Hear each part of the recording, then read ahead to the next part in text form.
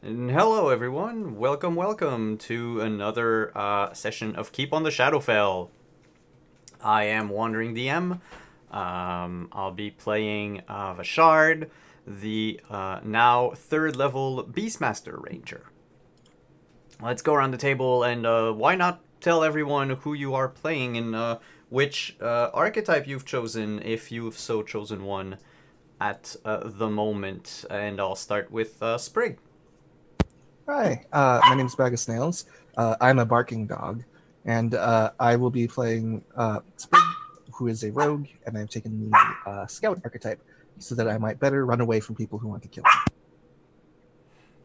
And our good doctor. Yeah, I'm playing Dr. Henry Purr, and at the third level, it's not super cool for druids, but I did take the Circle of Grassland archetype, so that should be super fun. A lot of cool things, and level 2 spells. So I'm not familiar with that circle. Which is that like a Xanathar's thing? No, it's standard player handbook. Okay. It's I think the druid that gets bonus spells, I think. Mm-hmm. Oh, it's like the nature wizard one. Yeah. Okay. And Sorry. last but certainly not least, our warrior sage, who is muted. Hello. There you go. I'm Matthew, and I'm playing Venom, who just learned some war magic. Ooh. And well, so that we can all use our new abilities and our new class features, I'll leave the mic to our DM, Steven, so that he can plot our potential demise.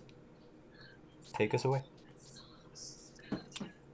So I think the first thing we see is this orb again.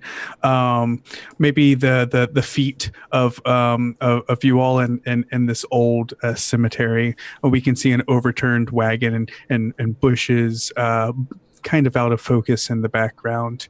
And we also like see this orb just right out of the hands, right out of the clutches of this red wizard.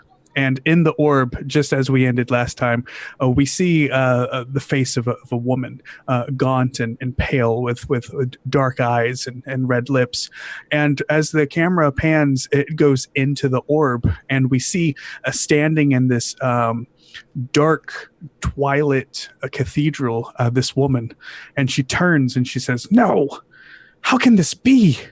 And the camera turns again, and there we see the very same archmage, the red wizard Thayan that was standing before you. And he says nothing, but we cut back to the field where you all are standing in the graveyard, and the dead wizard that lies dead slowly begins to melt and turns into a pile of snow.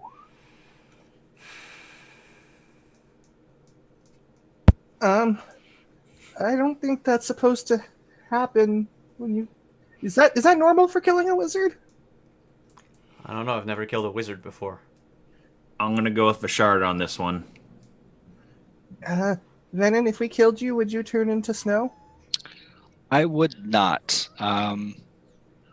That is, well, would I know what that is in character?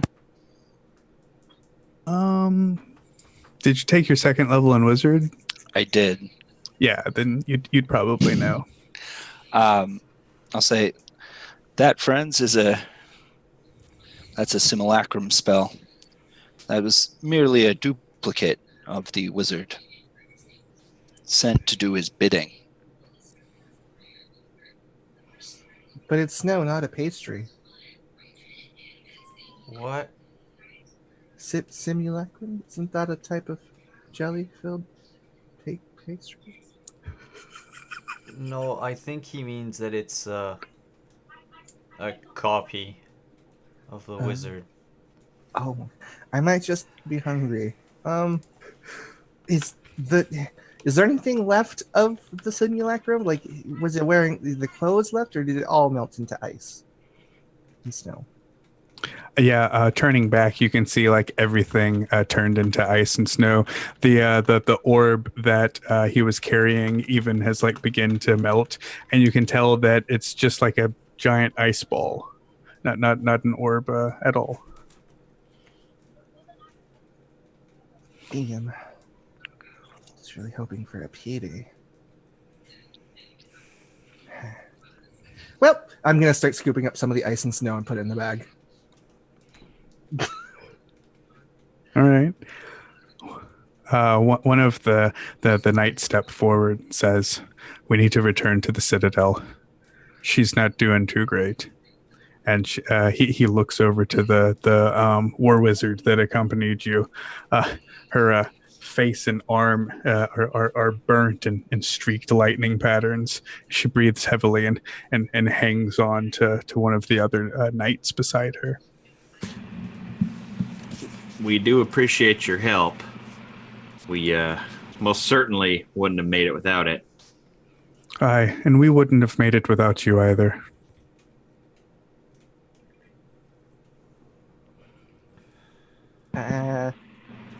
Do I believe him? Make an insight check. 11. You believe him. It's being genuine. Okay. Yeah. Maybe. That's us. Mage Slayers. just call us the Brothers M. Or the siblings. I'm not good. Nope, don't. Please do not call us that. You know, it could be fun. Yeah. Anyway, can we get something to eat? Yeah, I think we can return back into town. Where did your friend go? Huh? The other gnome that where'd Toman go? Oh, I don't know where Tomar went. I assume he went to the inn, the Myrmidon. Well, we're headed back to the Citadel. I'm sure the Lord Protector would love to hear from you about this. We're headed out. May the gods be with you. And they turn and start walking out of the graveyard. Oh, do we need to like report this to her, or can we just pretend like none of this ever happened? I'm asking this to the group, like our group. I think we do need to talk to her again. We kind of agreed to undergo another quest that was given to us from her. We did? I recall right. I don't remember this. Is this before or after I turned into a cloud? This might have been after you turned into a cloud. Oh. I don't like being cloud.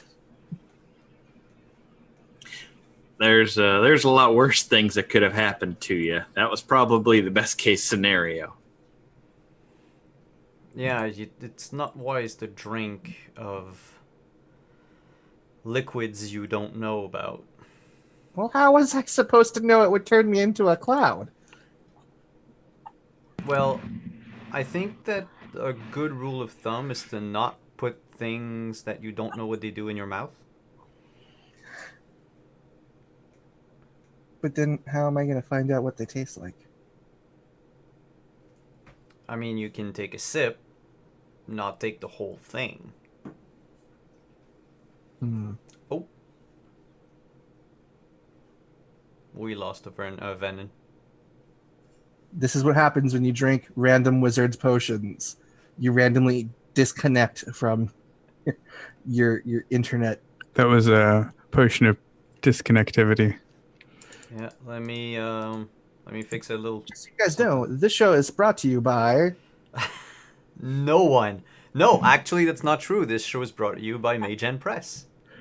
Mage Hand Press for whatever you need to be a cowboy in space while playing Dungeons & Dragons 5th edition. Wow. It is also brought to you by the water inside this water bottle. Not the company, just the water. Water. 8 glasses a day, or you'll die. Wait, what? What? So if I do this, my hand might be Benen's face. Your hand is where you're supposed to be. But there we go.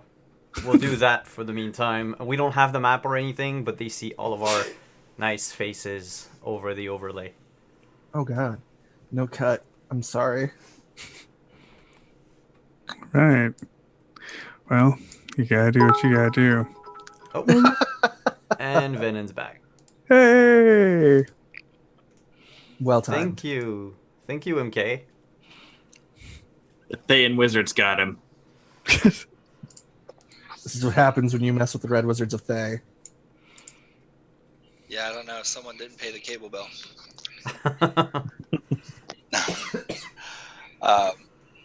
Yeah, I don't know. I lost internet for a second there.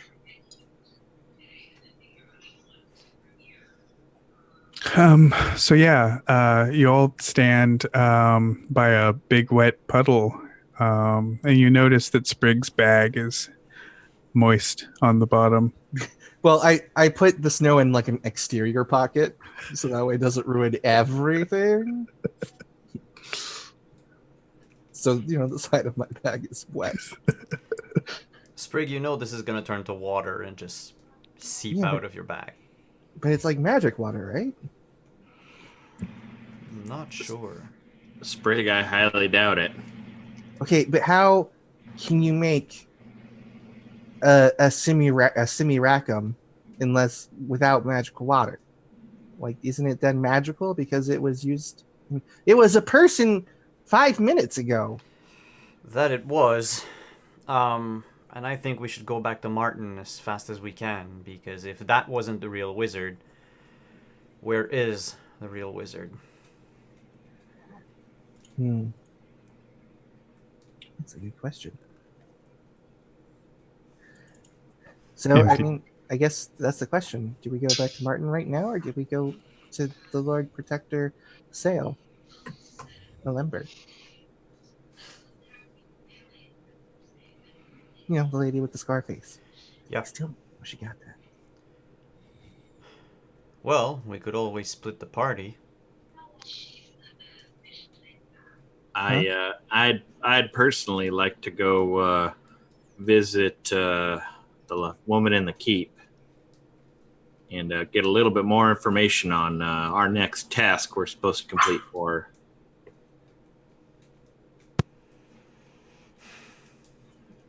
All right, let's head to the keep and then to Martin next. What do you think, Venon? I agree. I think there's more to learn at the keep.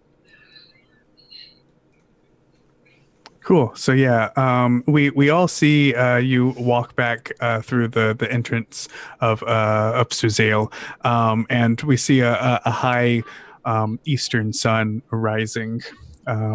It paints the lands in pinks and in yellows, and we get a drift of the breeze coming off the docklands, and we see the citadel just inform you in front of everybody, and it casts a great shadow as you walk in, and under it, as you do, there's two guards. Not purple dragons themselves, but spear guards, and they wear purple robes and sashes on top of like chainmail, and they both kind of look at each other as you're coming, and one steps forward and holds his hand out and says, "You're probably going to have to wait a second." Oh, how come? Did something happen? Well, yes, and Lady Allenber, she's not happy about it.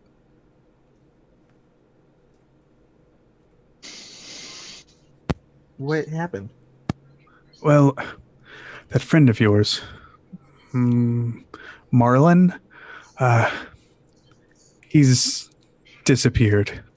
I believe his name was Merlin. Merlin, yeah, that sounds right. Sounds like the name of a wizard who would be keen on disappearing. That's true.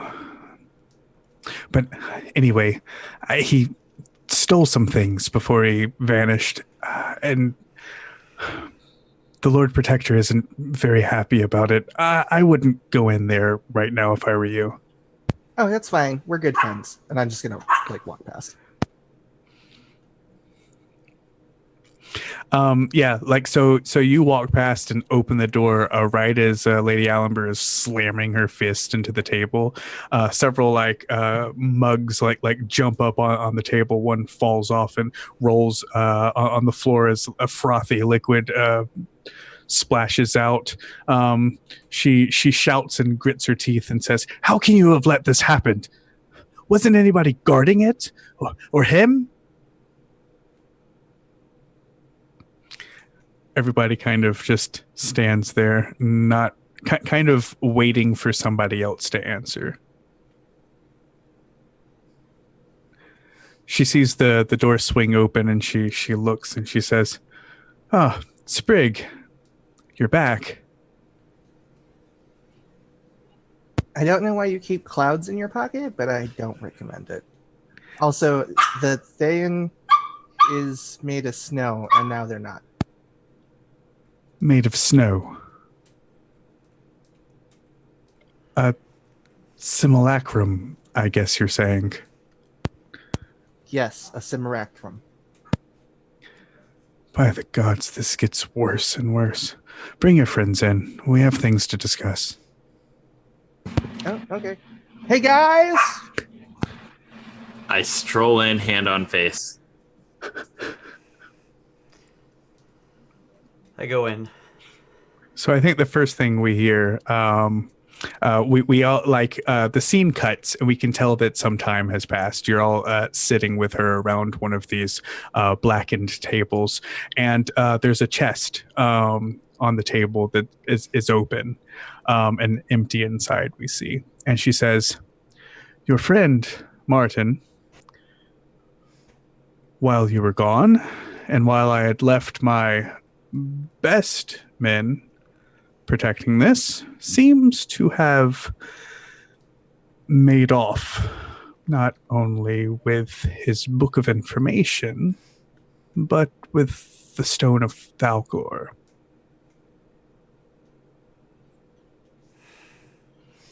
You wouldn't have known anything about this, would you? It's not really our friend so much as our once employer. I'm gonna be honest, I thought Martin was evil for a long time. I just couldn't prove it. Well, him taking the stone doesn't necessarily make him evil. No, it just makes him a thief. Yeah. But we might know where Martin went. Where? Well, What has he been speaking about? he kept jabbering on about a place called Winterhaven. Yeah, Shardraxel's stone. Yeah. Hmm. It's outside of the town. Then yes, this all does seem to add up.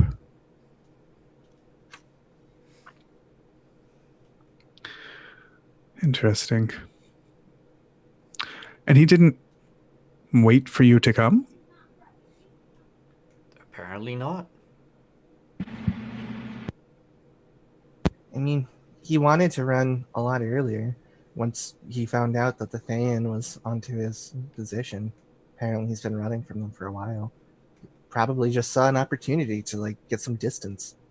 Probably assumed we'd all be dead, and he could use the opportunity to just get a head start. She rolls out a convenient map she has on the table. How convenient was it? It's pretty convenient. And she points up to these mountains, the Thunder Peaks, and she says, "Along the east way here, next to the border with Symbia, there's a small mountain town called Winterhaven. Ages ago, the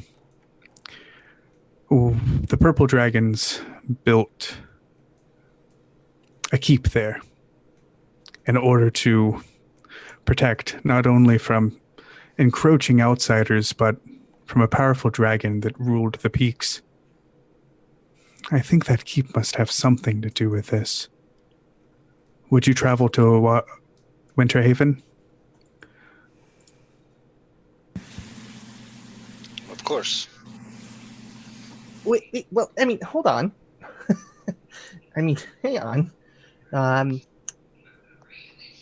We were doing a job for payment, and then that job went a little weird. And so we did our best to make sure that people didn't get hurt because of it, and stumbled upon like this whole thing that's going on. Do we all have lives and people we owe money to? We can't just march off to the other side of Cormier on a whim because some old guy was good at stealing things.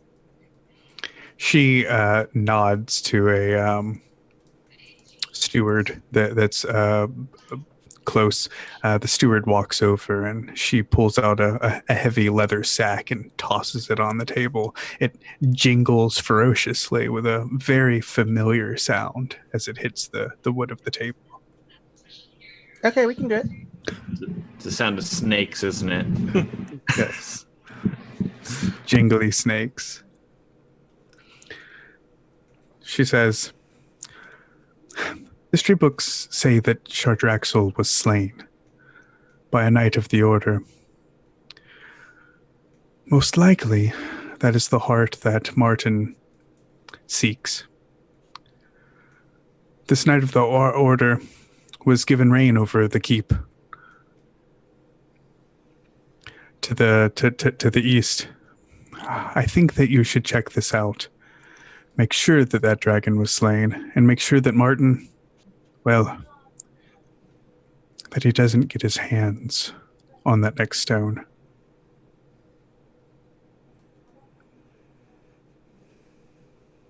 We can do that. Martin or the real Red Wizard. Yes. Sorry, I keep forgetting about that. The real Red Wizard. I will dispatch some people to the area as well. See what Thay is doing there.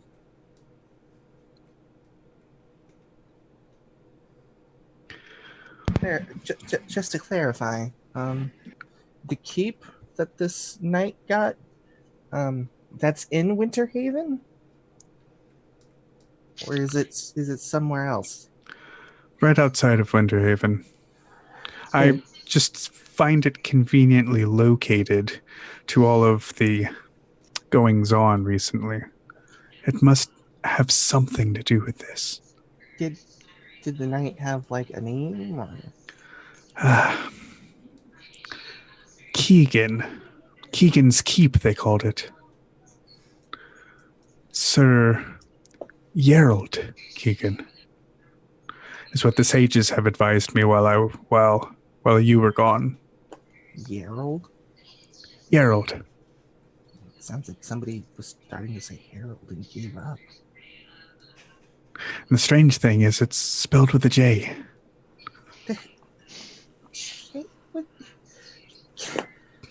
I don't even know what a J is. I'm offended. I'll draw you his name if you want. That would be helpful.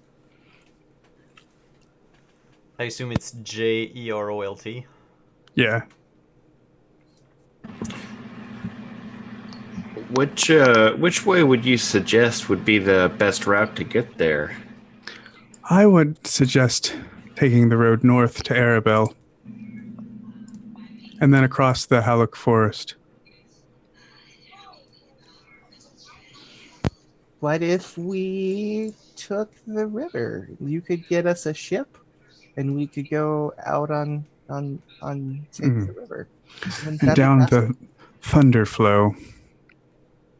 It's closer to the Thunderholm in the realm of Wailing Fog. But it might be faster. I can see to a ship. Allow me but a few hours. Oh, are we leaving right now? Well, Martin has a few hour head start on you. I know that something is wrong about this. Can't you feel it? I feel like I owe my next 10 gold in 3 days. She looks at the bag again and says, "You should be taken care of." Okay. As long as I have time to make a quick pit stop and we have time to get provisions, then yeah, okay. No rest for the weary. Oh, No, we can rest on the ship. you can Yes. rest on a ship? Surprisingly, it can be done. I have a few things to look into. Meet me back here at the Citadel when you're ready to leave.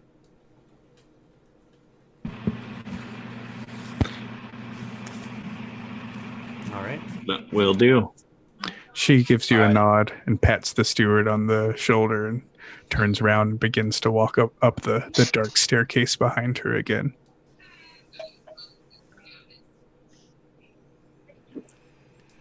All right. We got a ship.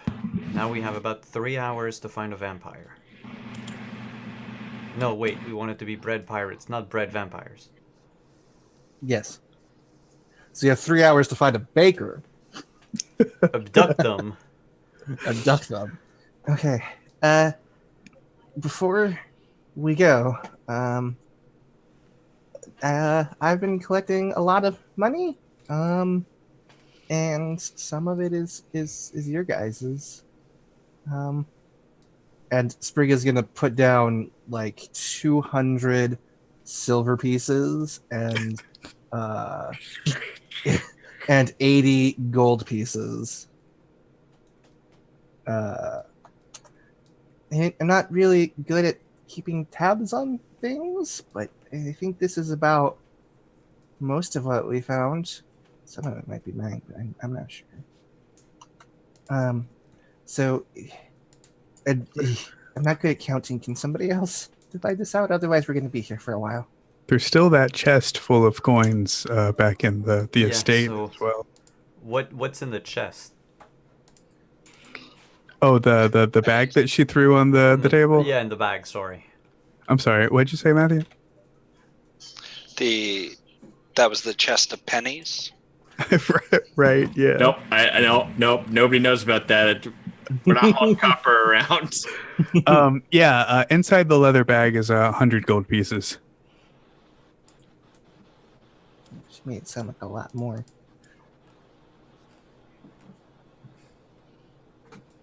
So that means there's 180 gold on the table and 200 silver to be divided amongst 4 individuals. Luckily, they're all nice, even numbers. So 180 is 60, so it's 30 gold each. 90. And then 200 silver is 25 silver each. Or sorry, 50 silver each. There's 4 of us. So 30 gold and 50 silver. Yes.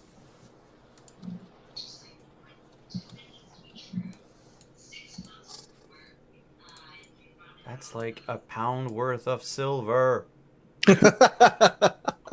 Even that copper there, boys. I'm not saying a word about it. So disappointed in you. Well, if you all are ever down on your luck, you know where it is. Down Yeah. on her luck, you just need like 6 gold. 6 gold's worth of copper. Right. Right. So we're gonna need food. I need to go visit the Lord that I owe money to so I can pay him in advance. And then I should buy some more supplies for my medical kit as well.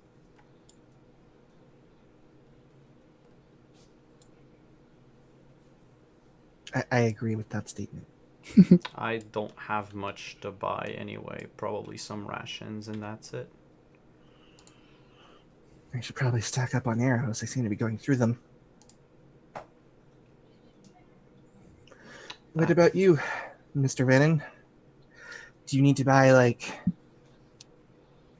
bat blood and frog livers and horseshoes?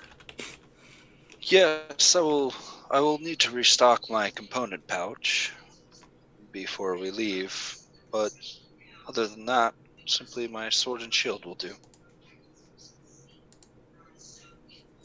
Super cool. So yeah, I think we can just like montage seeing you all, going to the to the merchant's ward, and speaking with several stall owners, and buying your wares. Everything is standard prices in the compendium. And Sprig, you said you were going to the manor house of the lord you owe money to. Yeah, so I can pay him in advance. Sprig gets tossed in jail. What's his name? I was hoping you had a name for him. Let's call him Regis. Right. Regis Thunderbottom. He's a dwarf. Regis Philbin. His son is Who Wants to Be a Millionaire. Wait, no, that's not a name. I'm just saying the title of the show. Who wants to be a million gnome? Millionome.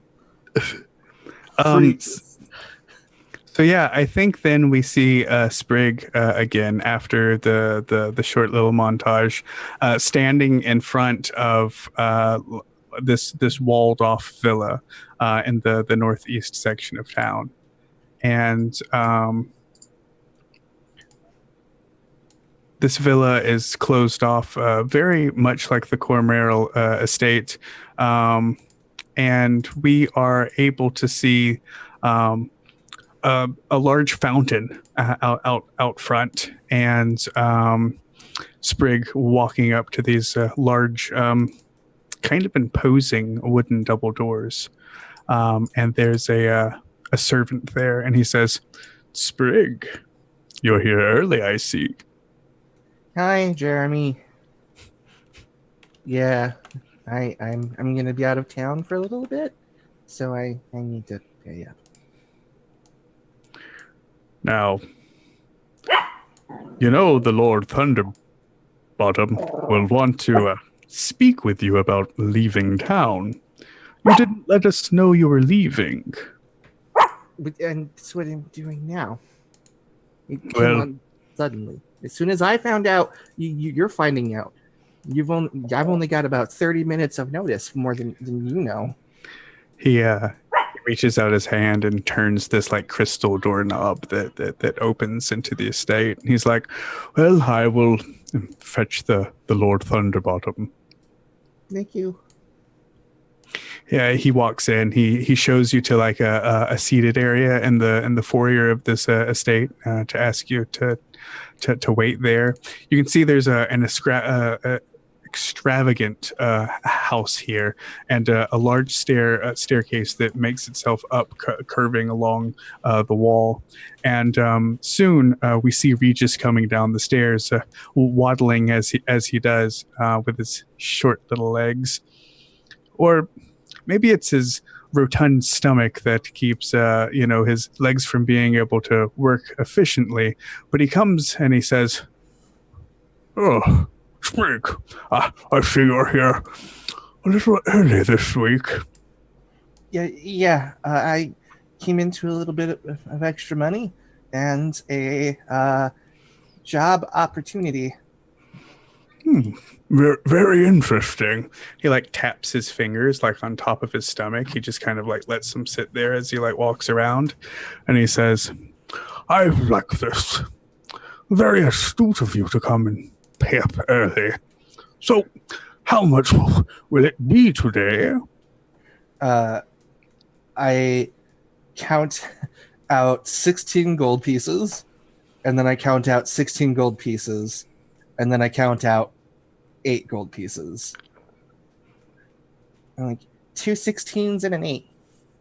"Oh, yes, very nice." And he takes it and he kind of like puts it on a table in front of the staircase. And Jeremy comes and collects it and makes a note in a ledger. Well, it's been nice. And tell me about this job opportunity that you have. I have to go to Winter Haven. He smiles and narrows his eyes and he says, leaving Suzale? Only temporarily. I'm working with I'm working with the sale, the Limber, the lady protector of the purple dragons.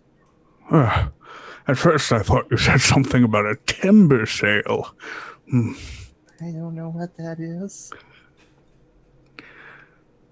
How can I be certain you won't... How can I say this? And he strokes his beard.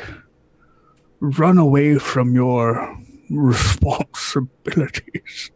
Because you have lots of money and you'll find me wherever I go. Well, you're right about that, little Sprig. I do have a lot of money. He turns around and he picks up a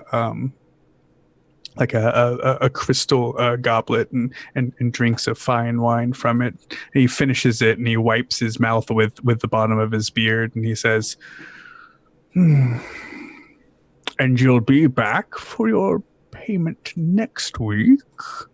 Well, I gave you 2 16s and an 8, so I thought it would buy me an extra week. Well, you're only buying your freedom. You do owe me this, Sprig. You Yes, realize that, don't you? Yeah, I know. I'm gonna be back. I don't know if it'll be in time next week, but I'm coming back. This is where I live. And you promise me you'll return? Yes, I even have an adventurer's I pull out my adventurer's license. Okay. See, I have a license. He pulls out this monocle. He looks over it. He's like, yes, that does look official. He rolls it back up and hands it to you. And you did make a payment early.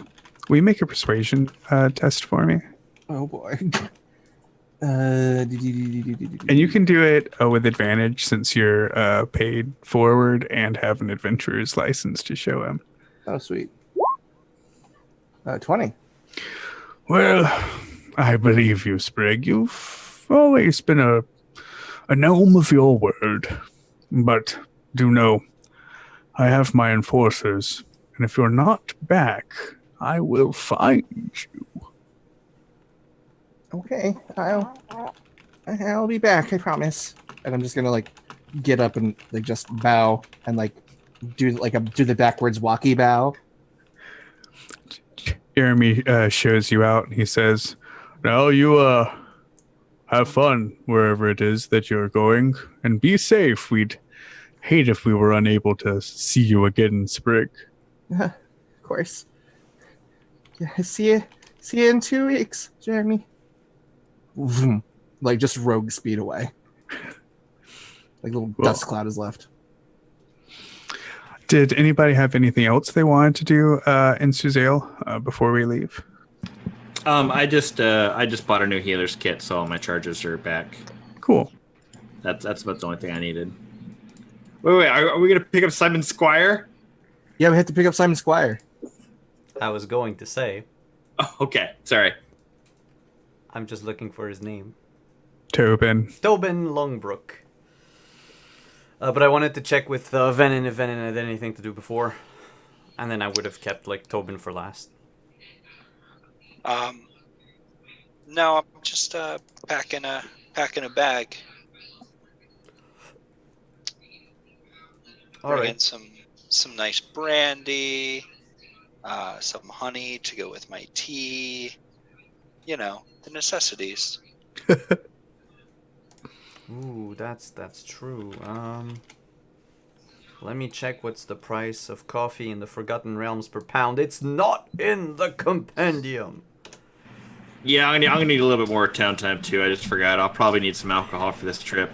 Let me pull up my Forgotten Realm campaign setting from 3rd edition, because I know the price for coffee is in there. I love that you have one. It was my favorite book in 3rd edition. I have one for each edition. Except The, 2nd. I only have it in PDF form. The Deities and Demigods book was amazing too, because Yep. it was just a list. Do any one of you remember the Core Rules CD? Okay, I'm the only one. I've heard of it, The what? but D&D no. Beyond before D&D Beyond.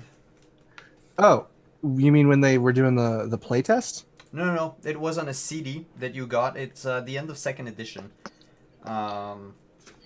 It was all the books that were ever published by TSR on a CD, Oh. which I've lost, unfortunately. So the price of coffee was a marbles, potion belt, powder horn, alchemical sleep gas. Wait, how come coffee's not in there? Wait, I could buy a pitcher of wine. How do I store it? Very carefully. You have one of those like you like turn it and it locks. Look, You're- people, you're going to come to this channel for the role playing, but you're going to stay for the history that you learn while we try and find out exactly how much gold we're going to spend on coffee that we will definitely need on this boat trip. I mean... Wait, did we get a boat? She's hooking us up with one. I thought she said she was looking into it. It wasn't guaranteed. I mean, she's the Lord Protector of Suzail, or the Purple Dragons, or whatever. If anybody can get us a boat for our bread pirate dreams, it's her. She's making our low-level adventure butts walk. I guarantee it. So we're just gonna say for time, Yeah, because it's not there, so fuck it. like I'm gonna buy for 2 gold worth. I was gonna say 2 gold a pound. Yeah, that's cool. And I'll pay in silver, because I'm a dick. So I think that's what we see. We see Vishard like counting out this silver at like this bar, and it kind of fades back, and there's this grisly looking old man that looks like he's real upset. He's got to do like a job. And about that time, we hear like the rattle and rumble of like grieved legs, and the dropping of a bucket helmet falling down wooden stairs, and we see Tobin with a sparkle in his eye, and he's holding all of his gear like this: his backpack, this old rusty sword that's sticking up, and he's trying to like juggle this like set of armor. And he comes and he says, "I'm so glad that Ring of Coin sells all this stuff. I spent everything I had, sir." Let me take a look at what you got. Just I out would of curiosity. I would also love to see what this kid has. Yes. So somehow he was able to afford a old rusted breastplate. It's probably still got like blood on it. He got a long sword that he spent way too much gold on, but he swears it used to belong to a noble, and he got a bucket helmet and some greaves. Is it my ancestor's sword? It is. Gosh. Well, if anything, the seller was right, Tobin, and this used to belong to a noble. Take great care of it, for it used to be in my family. Really? Wow. Man, And he like you could have just given him the sword, and then Yeah, that would have saved him a lot of money. yeah, but I also made money on the sword. But you get. I would not have known, and I would not have given him my family sword. So he's not good enough for your family sword? Well, now I have no say in the matter anyway. It's all very Yes. confusing. he says, when I heard we were leaving, I stayed up all night practicing with this thing. I'm getting pretty good at it." And like we get like a flashback of him like beating a bedpost with like this sword, Oof. like baseball bat swings. It's exactly the Star Wars kid video. Yes. He's gonna go far. We need to get him a shield. Exactly. I want to see if he's strong enough to hold it one-handed. I also want to see this.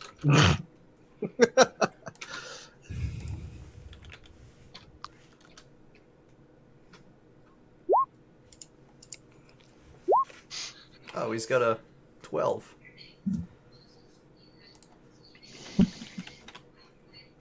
You know, it might grow. I mean, he can.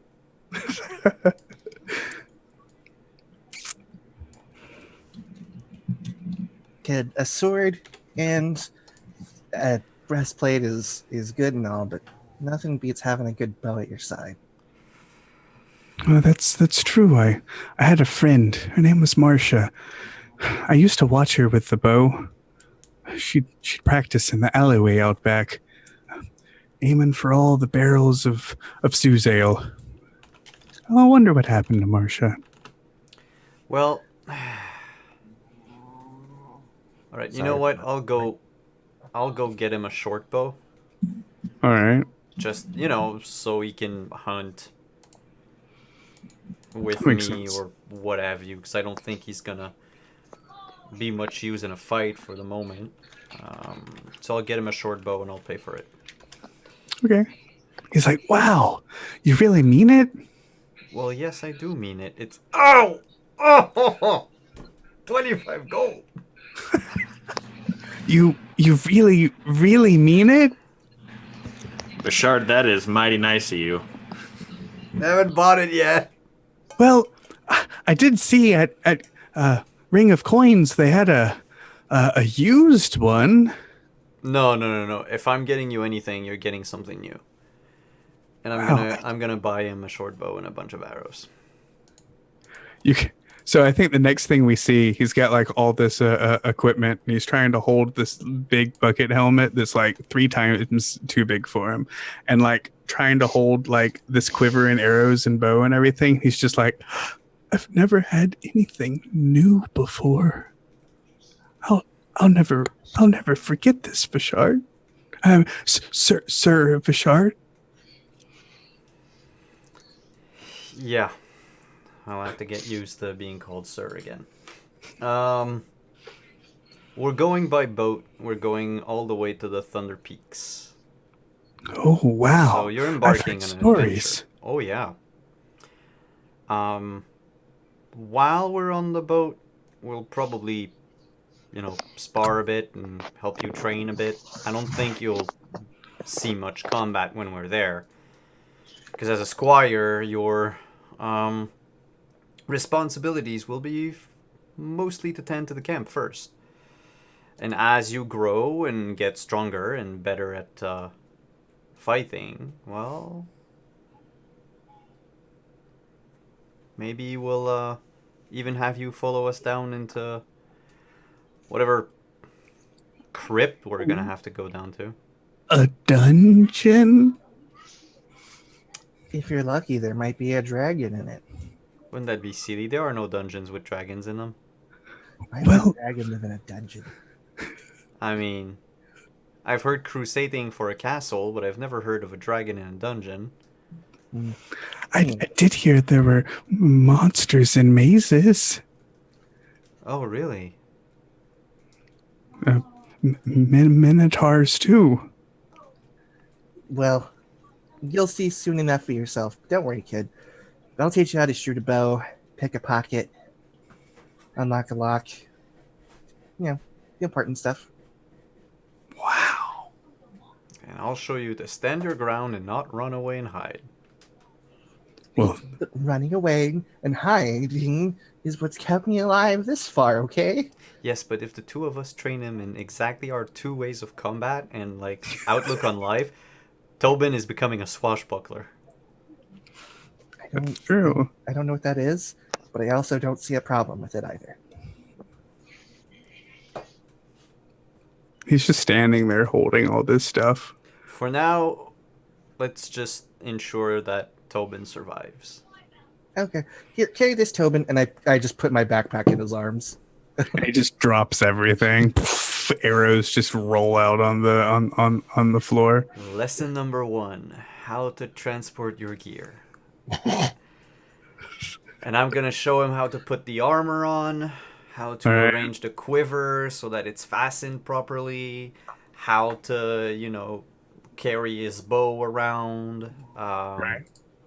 unstring it, string it back, and how to have multiple backpacks on him. Man, I really wish that there was like an instruction skill. Let's just do, I know you can't do like just a proficiency skill, so I guess like a strength test? Sure. Though I could roll just the d20 plus my proficiency.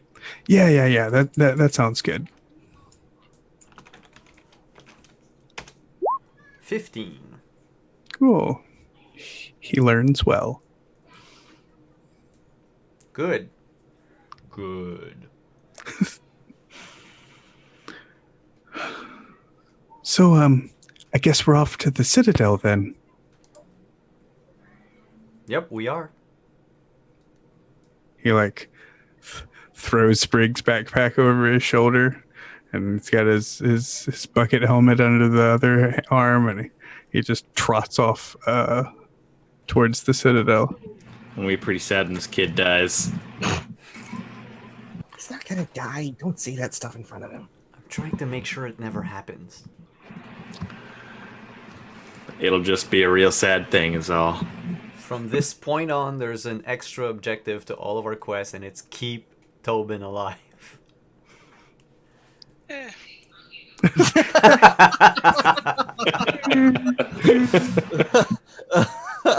Oh, that's a perfect clip.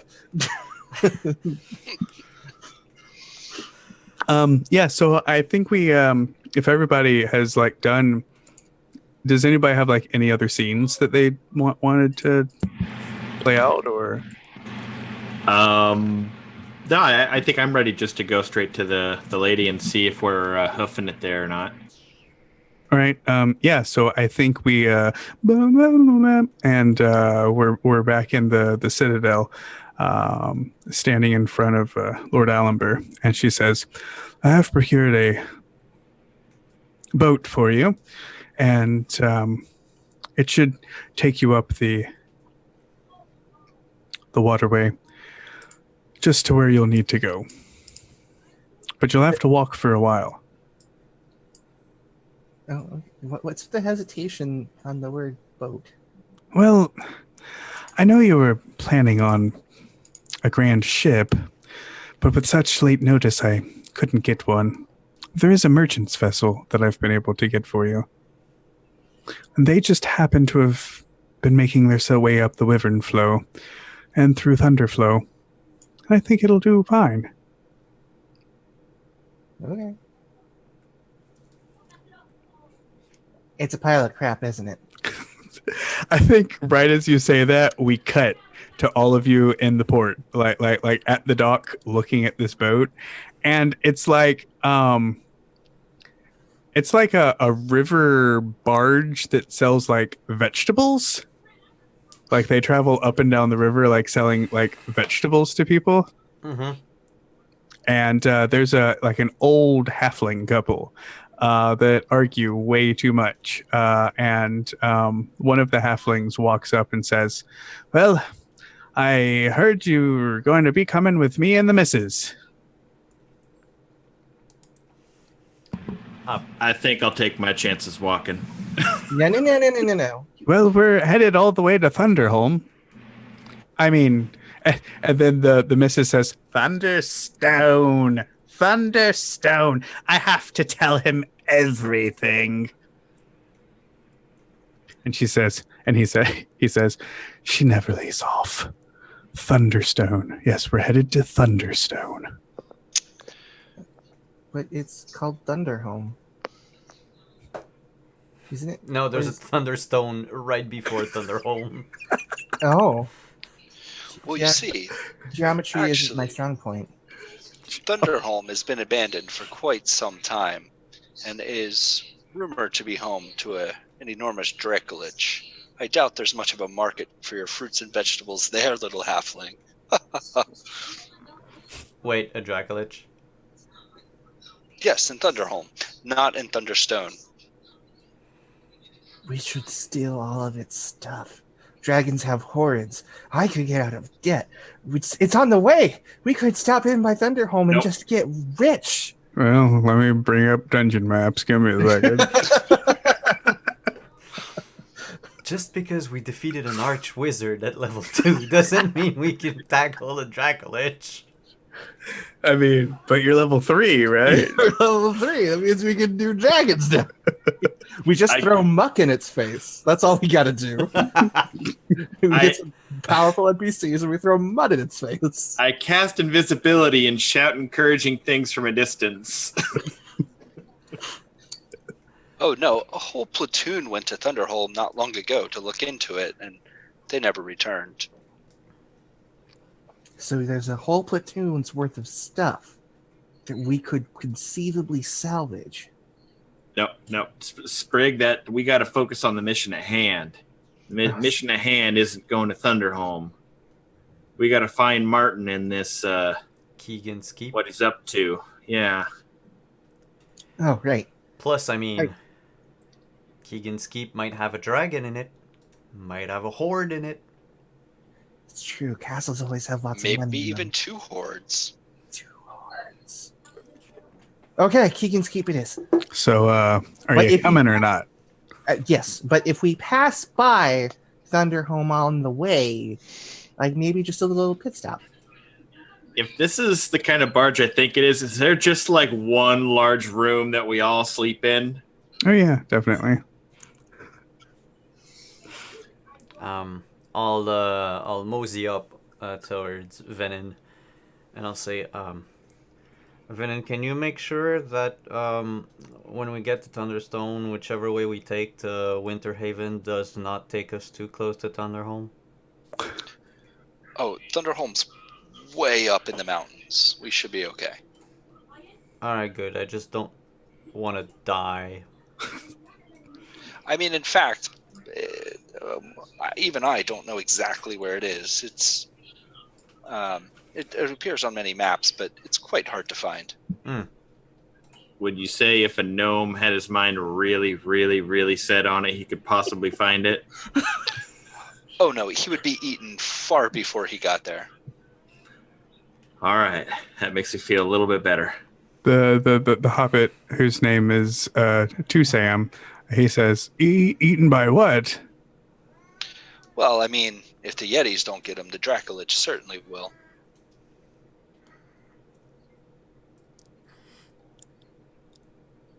Yetis? Well, yes. I think that's the reason why we're stopping at Thunderstone and not Thunderholm. Yeah, that sounds like a right fine idea. It's gonna Anyway. be Maybe your wife was right for berating you all these years. it's gonna be hilarious when we pass Thunderstone in the dark, and we just keep going.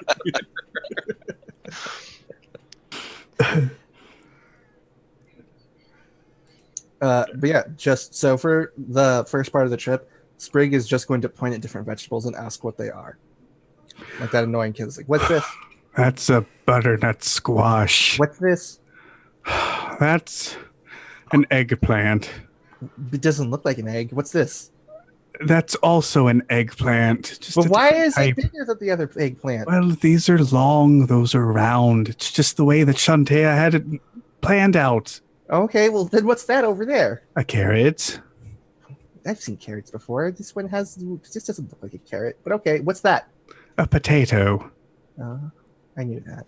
You've never seen a potato before? No, I just wanted to hear you say it. And this is day 1. Before we left the harbor. I just want to say I was not the one who suggested we all get trapped on a boat together. I suggested walking twice. You just want to walk so you can turn into a horse and run away. Sounds like a good idea. If I could turn to a fish right now, I probably would. Red not go and circle the moon. I turn into a barnacle and just ride on the bottom of the boat, or So yeah, you make your way through the Dragon Mere and up the Wyvern Flow. We see you through Wyvern Water, all the way to Thunderstone. And I think the next time we see everybody is right after Mr.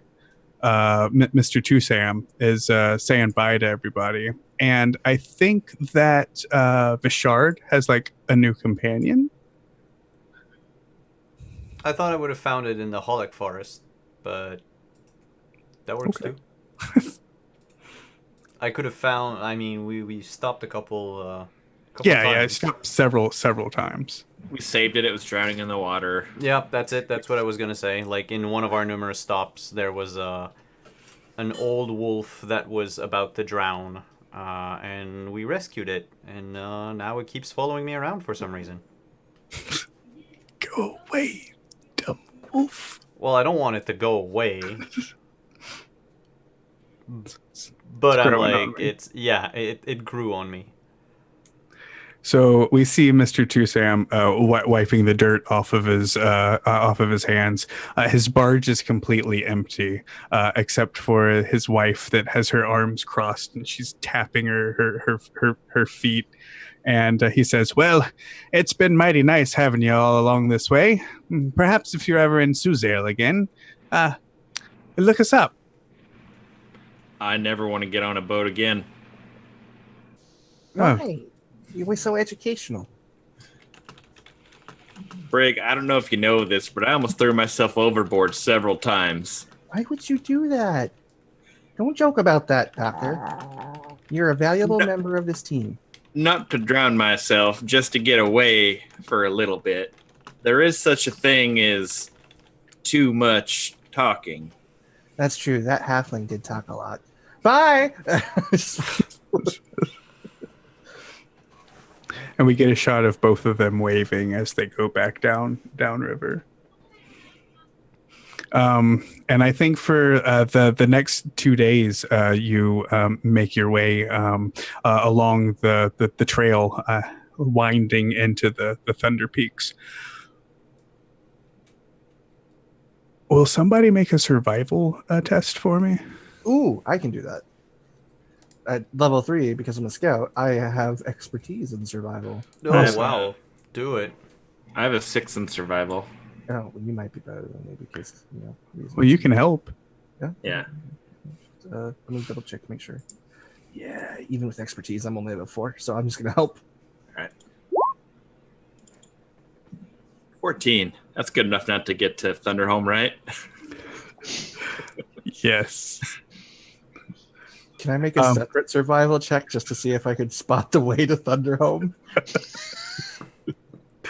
You do, as you're walking by, you do seem to see, but for only a second, what seems to be ancient dwarven architecture, what would almost be stairs leading its way up the side of a mountain. But then you look at it again and notice it's just a waterfall. It has to be a waterfall. Or is there truth behind it? Are those stairs? Guys, with my 19 in survival, I think that there's stairs behind that waterfall. Sprig, I don't really see anything going up that way. There's a mountain goat like just standing up there and looking at you. See, there's a mountain goat, Henry. You didn't see the mountain goat. You know what, Sprig? Just to settle your curiosity, I'll go talk to the mountain goat. Oh, I want to see this happen. I didn't know you could talk to animals. Does that mean you could talk to Reginald? Ah, this opens up so many possibilities. I turn into a goat. I guess what's a CR on a goat? Not very high. Not very high. Great. turn into a goat and attempt to talk to a mountain goat. This should be interesting. Let's see. It's a 0. Great.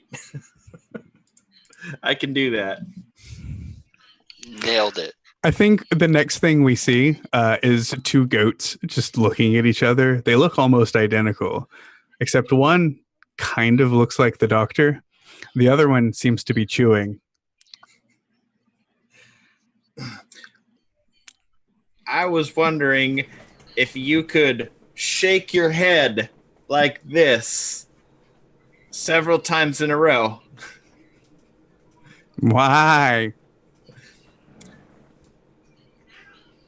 My friend down there seems to think that this is the path to a dangerous place. And I'm trying to dissuade him from going to it. The grass is good. Up this way. You've been very helpful. I walk back down to Sprig. And I untransform and I say, Sprig, there is just nothing up there. He confirmed it with me. Oh. Damn. He said that it's probably a myth that it's even in this area. Really? Yeah, that's what he said. That's a well-educated goat. Yep. Well, I'm paraphrasing for him and maybe adding some bigger words for him. No, it's okay. I believe you. Why would you lie to me? I'm really surprised to see such a well-spoken goat. Wish I could talk to goats. He really understood his stuff. Maybe there's a lot I could learn from goats. Maybe Okay. not that one. And I think as you walk off, we just stay with the goat for a while. And it just bends its head down and takes another bite of grass. A Yeti runs up and just Runs off with it. yeah, just off screen, just Yes. It's totally like a scene out of the end of Ski Free. Where Mm-hmm. Death. I would play that game just for that part.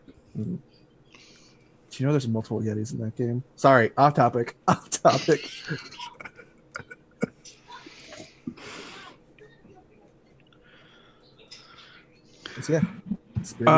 So, you continue down the path for a few days. Actually, it's uneventful, except there seems to be mountain goats to every side wherever you go, and mile after mile, you continue down with your new friends, and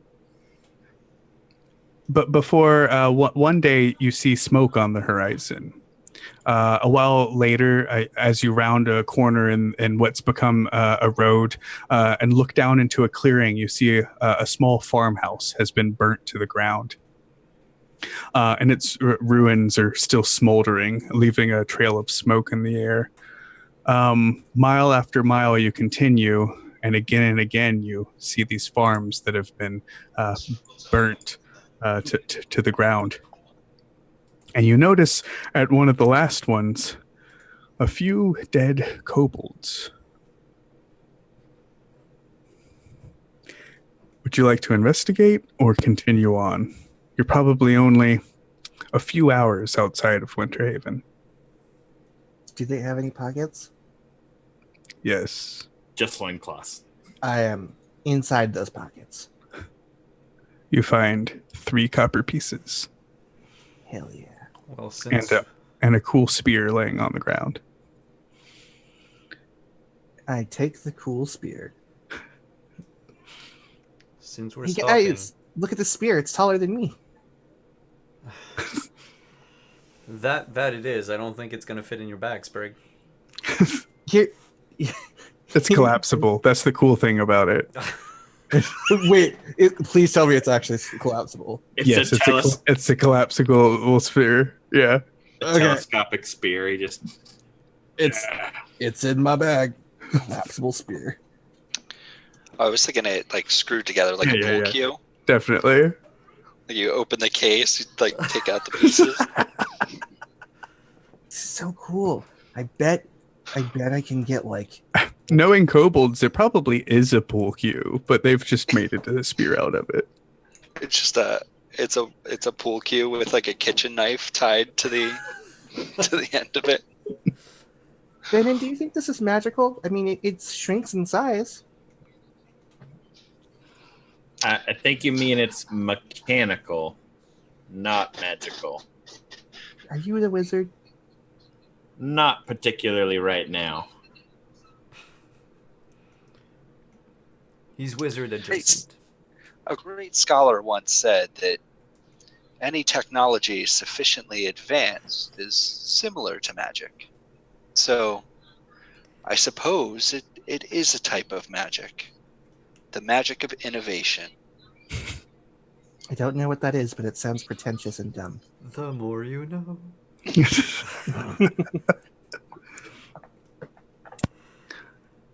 So yeah, do you guys want to continue on after looting this dead kobold? No, I'd like to investigate what happened. Same. I'm not interested in the dead kobold's loot. Will you both make investigation checks for me, or will one of you roll with advantage? I'll help Simon. I have a 1 in investigation. I'm gonna help you. I have a -1. Okay. Oh, I have a 3. Oh wait, Venom should Never mind. investigate. The That's dice a have good been roll. rolled. That's not bad. Thankfully, you had advantage. Yeah.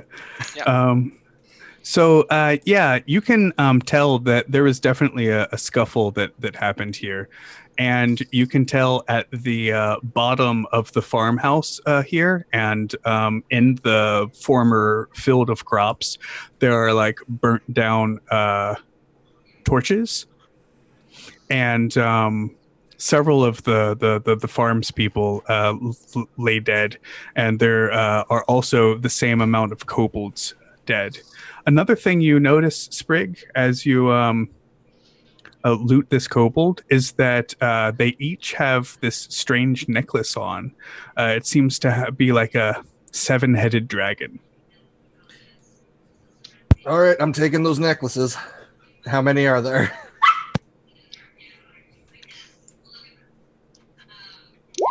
Or I want to bury the farmers. yeah, definitely. Can you make a strength test for me? Mm-hmm. Oh yeah, I can rock this strength test. 11. Yeah, you're able to do it, and in a good amount of time. It takes a few hours, but not longer than expected. Would I see any significance to a 7-headed dragon? You could make a. I'm sorry. Go ahead.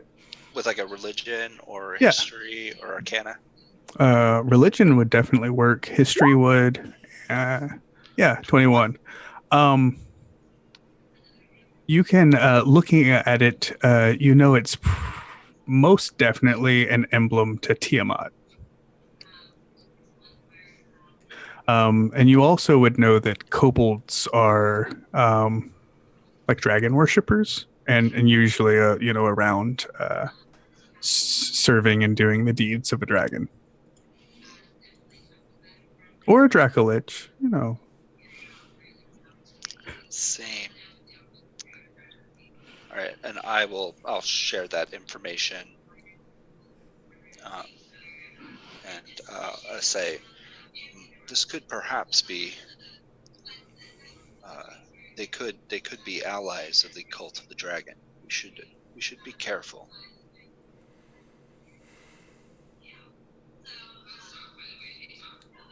Found all the way north here. Yeah. I mean, I assume it's several hundred miles.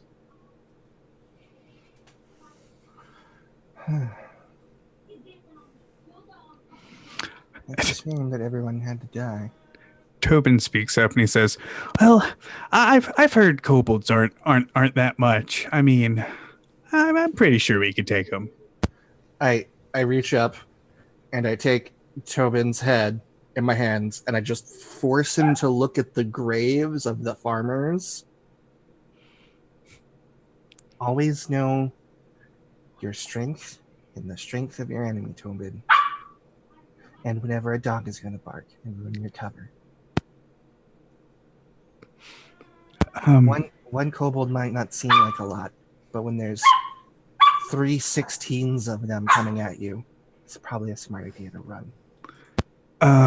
Like a fraction? 3/16? No, three groups of 16 altogether in one group.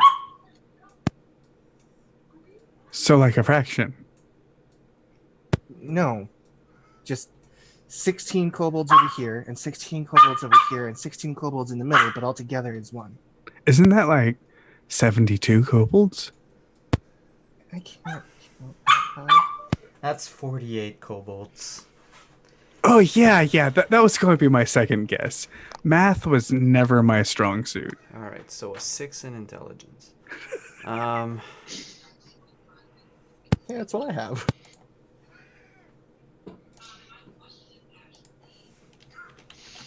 I mean, throughout the adventure, I will try to guess the stats that Tobin has. All right.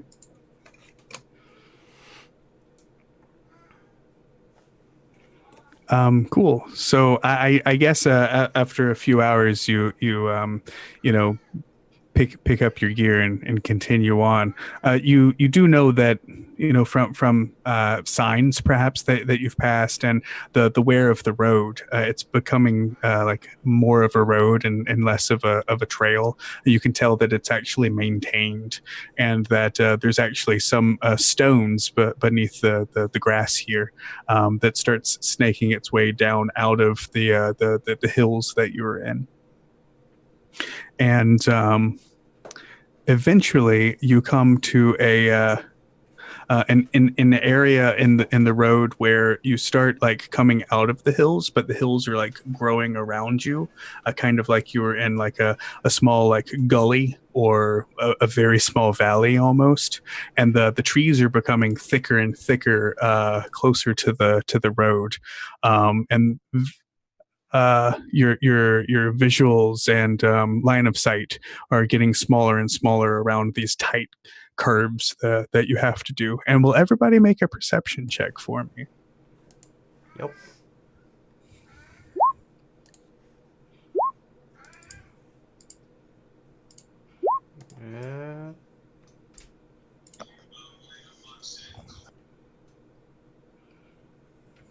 Come on, Toby, you got this. Well, I mean, I got a 16. Yeah, that's probably pretty good. Oh, cool. The word probably is always scary. I'm sure nothing bad could happen. Ever. Never ever.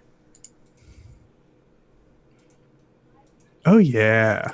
So as you make this turn, you notice there's a stone wall that makes itself up around 20 feet high above you, and that you're actually like on a terraced hill that works its way up to the west and to the east. It works its way down here, and there's several boulders on each side. And as you come around this corner, and I'll move you so you can see what I'm talking about.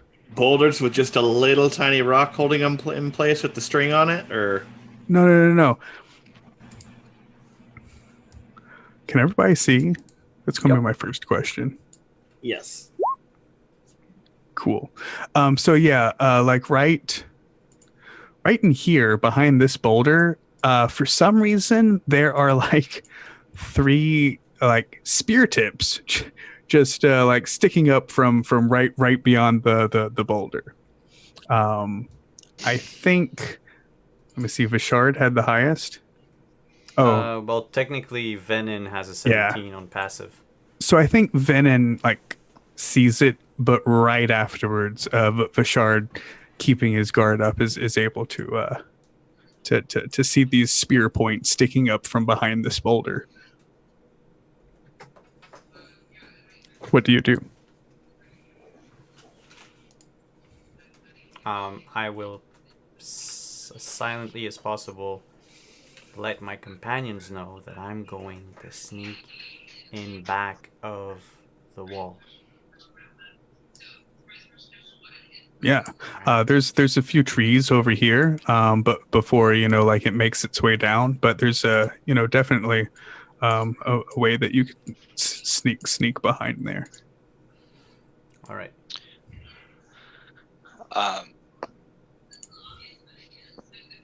Venin is gonna kind of pull the flask from his hip and take a sip and be like, "Boy, this has sure been a long trip, and I sure am tired. I certainly hope that nobody attacks us anytime soon." Talking about, we just started out for the day. It's like early morning. Walk forward, kind of slowly. I'll be in stride behind him after I wink at him after he says that. Yeah, you can see that this causes something to happen because the spear tips kind of like bounce up and down, and some of them like rearrange. So, Vishard, will you make a stealth check for me? Yep, already done. That's an 11 for me, and I will stealth the wolf as well, because it follows me around. And the pupper has a 16. A 16? Yeah. Wow. Passive perception of 8. Good going, kobolds. You're both invisible. Cool. And the tree line here. What's everybody do? I keep in step with Venin as he walks forward. Just waiting to spring the trap. Sprig is oblivious to what's going on. So I'm gonna walk forward again, kind of half my speed, and kind of drop my flask and be like, "Oh, clumsy me!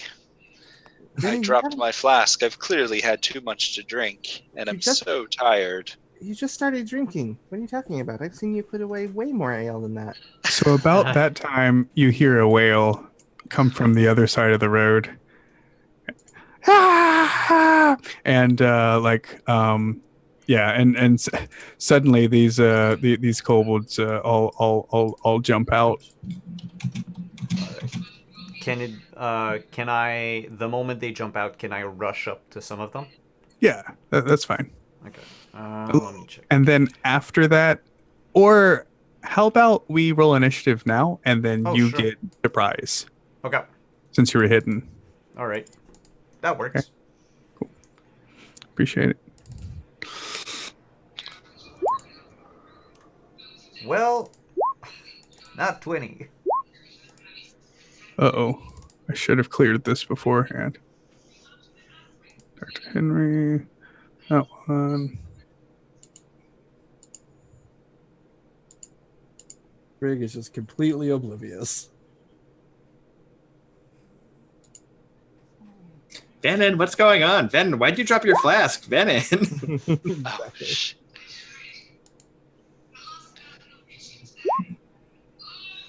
Cool. I always forget to click on my token, but I originally rolled a 12. So Okay. I'll edit that.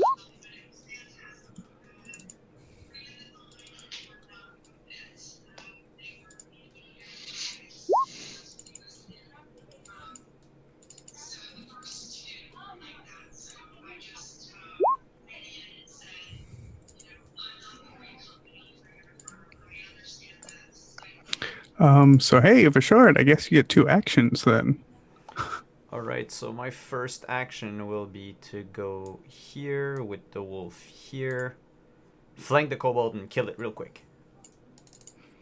Perfect.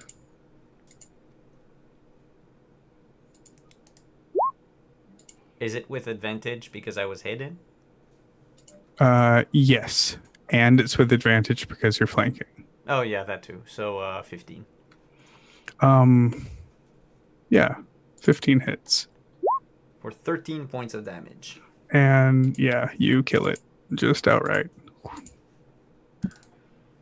That second, as your sword goes through this kobold's back, that you remember just how squishy kobolds are.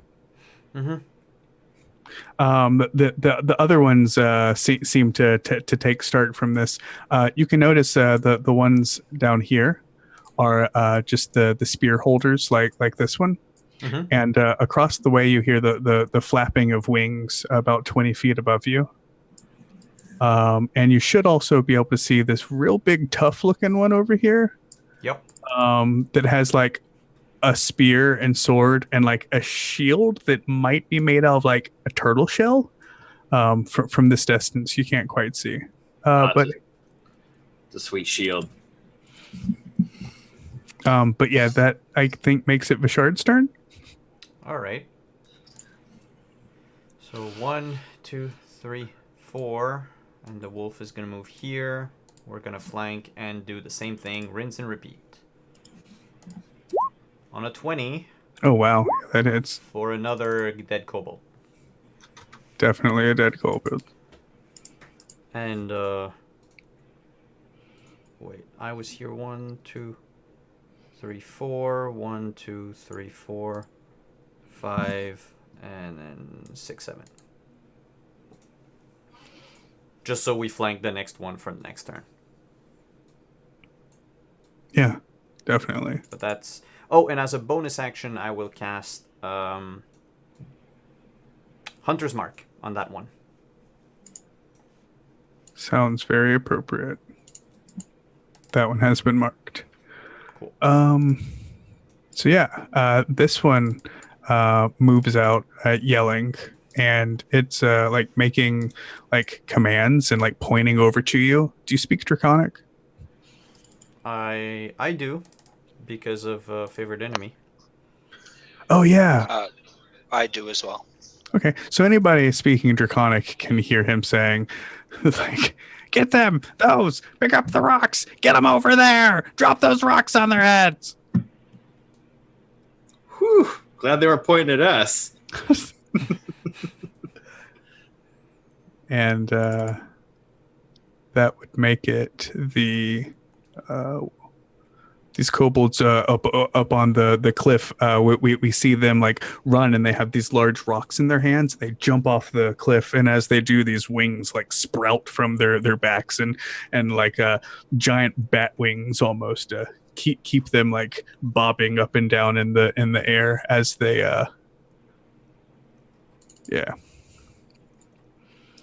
as they come out like so. No, he did point at us.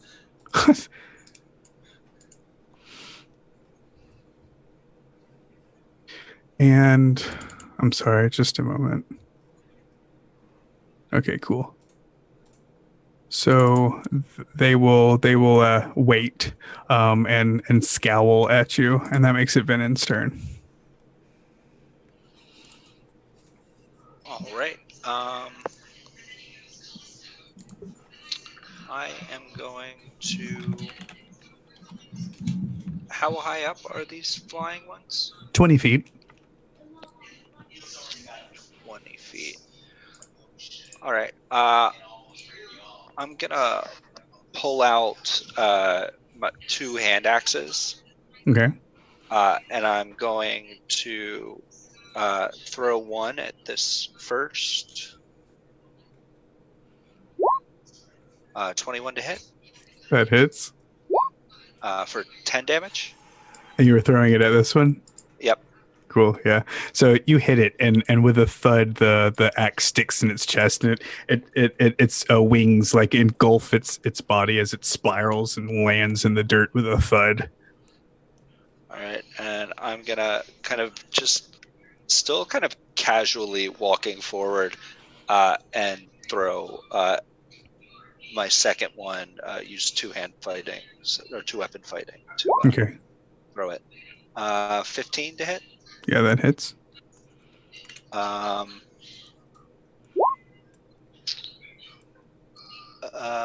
So is that 4 damage? for It's the yeah, first 4 one. damage. Yep. Cool. So yeah, you hit this one, and the axe doesn't stick in. It's just like the blunt back of the axe hits it, and it starts to fall, and its wings flaps, and it ascends back into the air. All right, and I'm gonna continue walking, and point at the kind of big tough one, and begin like reaching for my shield and my sword. All right. Cool. Yeah. So that makes it this kobold's turn. It looks around nervously and says, eh, and then attacks Fashard. As kobolds do. Yeah. Ooh. An 18 18? hits. Yeah, it does. For 4 whole damage. And it's at this time that you notice the spear is actually a pull cue with a dagger wrapped around it. Well, we got trouble. We got big trouble right down here in River City. And yeah, that makes it the doctor's turn. All right, I'll move up and then I'll throw a flame at the one in the sky. All right. 25 for 1 damage. You make it upset. It's getting his nice tan on up there. All right, that's the end of my turn. Okay, so this one up here had readied in action to loose a sling at the next person that attacked this one. Sweet. So it attacks the doctor then. That's a miss.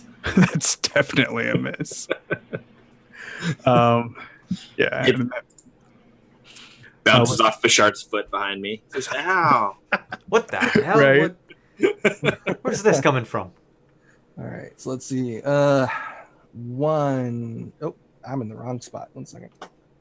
Don't press. Okay, so 1, 2, 3, 4, 5, and then bonus action. 1, 2, 3, 4, 5. Sprig just runs right up to the big brutish kobold and goes, "Hi, would you rather stop fighting and be friends?" And I'd like to use my action to try and like cease the hostilities via like a persuasion roll. Yeah. Okay. Sounds like it's going to be more difficult than usual. Probably Oh, no. 6. It hisses you and rushes towards you. Ah! Well, that's not very friendly. Oh no. Was that your action, Sprig? Yeah, that was what I was trying to do this turn. All right. So that's Fashard's turn. All right. Commendable. This time the wolf is going to try to trip the kobold. All right. On a 23 to hit. Oh, if yeah. if it's not dead after 11 points of damage, It is. cool. Then I will walk. Bonus action, I'll transfer my hunter's mark to the big kobold. Okay. 1, 2, 3, 4, 5, 6. Sprig, I'm coming to help. Yeah. 6, 7, and 8.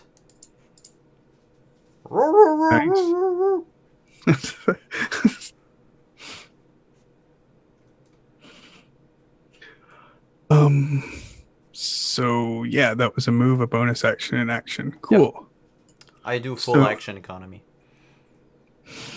So yeah, this turtle shield runs towards Sprig and attacks Oh no! and crits It's fine. Everything's fine. for 11 damage. Oh, And it has multi-attack. Whew. So it hits for another 4 damage. Okay. You doing okay there, bud? Oh, I'm fine. Sprig's just, do you want to end hostilities? He's like, no! And it bangs the spear on its shield, and it roars like almost like it's trying to be a dragon. Rah! Rah! Exactly. At the end of his turn, I will Uh-huh. use my reaction to run away. Okay. And this doesn't provoke any attacks of opportunities. It's boom, 10 feet. Awesome. So yeah, this winged kobold turns and flies towards Vishard, and drops a stone on Vishard as it passes over.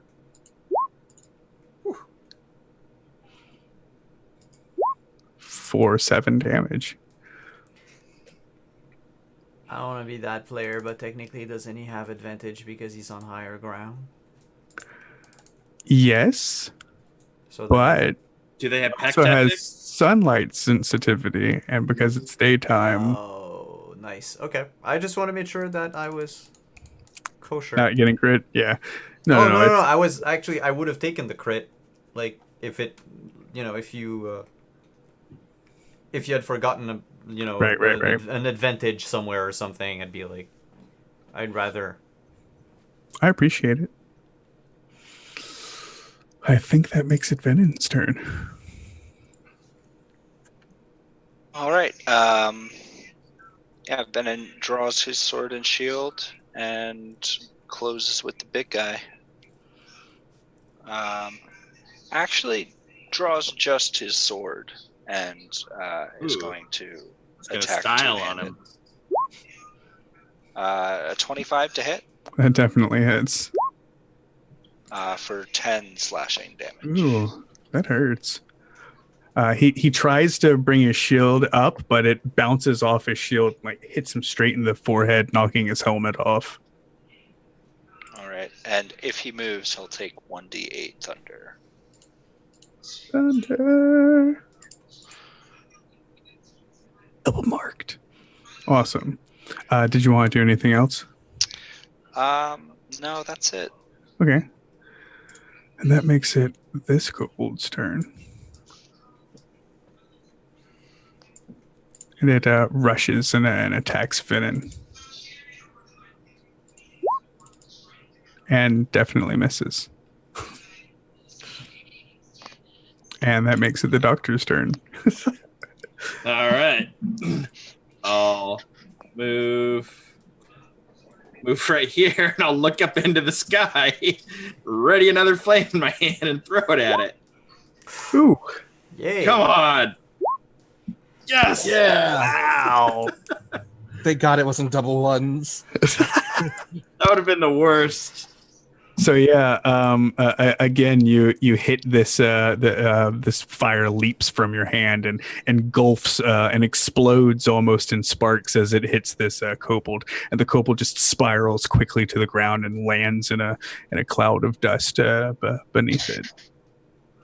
I look over at Sprig and say, Sprig, are you all right? I'm fine. I end my turn. Also, Vishard, your wolf is very barky right now. So yeah, that makes it Sprig's turn. Sprig is just going to twirl around and whip out a short bow and take a shot at the one that injured them. Does 16 hit? Yes. 18 points of damage. Whoa. Oh, you're sneaking attack because you have a ally within 5 feet. I have multiple allies within Right, 5 right, feet. right. Mhm. Okay. Wow, that's a lot of damage. Yeah. Again, it tries to get its shield up just in enough time, but leaves an open space under its arm where your arrow just cuts deep, and it's almost like bends over as the impact of the arrow hits it. A bit of blood trickles from its draconic mouth. That makes it Shard's turn. Oh, I'm sorry. Before my turn ends, I'm going to sprint into this bush and then hide. It's like, I'm helping! Rogues. 18. That's definitely hidden. My apologies. Bonus actions and all. All right. Then it would be Vishard's turn. Yep, and I'm going to attack the big guy with the shield. With a 9. Yeah, it absorbs the blow easily with its shield. The wolf is then just going to move right here to give Ven an advantage. Sounds good. It's a flanking sandwich. Yep. The kobold with its spear and its shield looks at Venom and then looks at Vishard and then attacks Vishard. Got him. Ooh, Yeah, that's a hit. this guy's a stud. For 7 damage. Can we hire this guy to be in the party? And then we bobs tried. and weaves and attacks again and misses that time. Yep. Shouldn't have bobbed it or weaved. And all the winged kobolds are dead. And that makes it Venon's turn. All right. Going to attack again with the longsword, two-handed. Kind of bring it up over my head and down in like a diagonal cut. 21 to hit That definitely hits. for 14 damage. Oh, wow. Yeah, this time it brings its shield up and absorbs like all the blow, but you like cut through the shield and hit it in the head, knocking it to a knee. And I accidentally cleared this kobold's turn. But did you have anything else you wanted to do, Venom? I think that's all I've got. All right. Does anybody know if the kobolds went before the doctor or after the doctor? They went before me. All right. So this kobold then is going to attack Venom. Don't kill. I think a 16 misses. It does, even without my shield. All right. And then that makes it the doctor's turn. All right. I think I'm gonna cantrip him again. Oh, as soon as I open up my character sheet somehow. There we go. All right. So the big one is dead, right? This one? Not yet, no. Oh, okay. Could I throw that at Just that like one? down on a knee. Yeah. Okay. I throw the flame at that one. 22 hits, 4 damage. The flame engulfs that dragon, and in a mighty squeak, it falls to the ground, smoldering in fire. In a very ironic way. All right. Was there anything else the doctor wanted to do? Nope, that's it. Just saving those spells. I think something else is coming sometime. All right. Sprig. Sprig, seeing there's only one kobold left, is going to leap out of hiding and run up to it, pulling out their pouch of money and just Give it a hug. pull out all of their gold and go like, look at all this gold. We can be friends. Just stop fighting. Look, gold. Do you It's speak like Draconic? it's like shoving gold at the kobold, telling it to stop the hostilities. Do Are you you speak speaking in- Draconic? Nope. All right. So you're just speaking in common. Yep.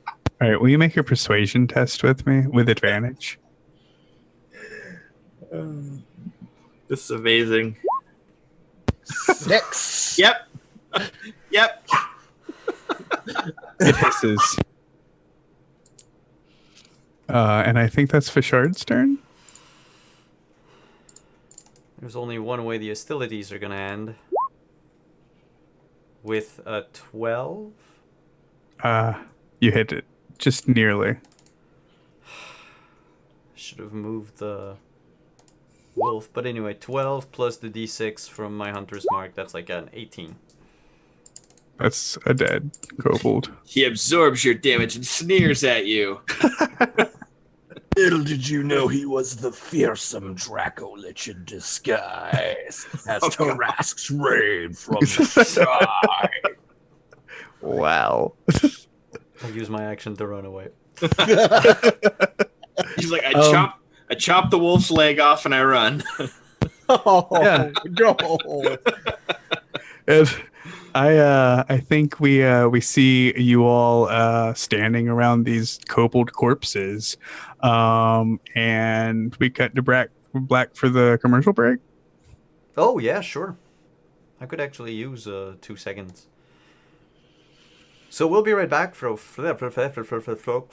friends. Oof. Yeah, I definitely need some more coffee. All right, see you in about 5 minutes, everyone.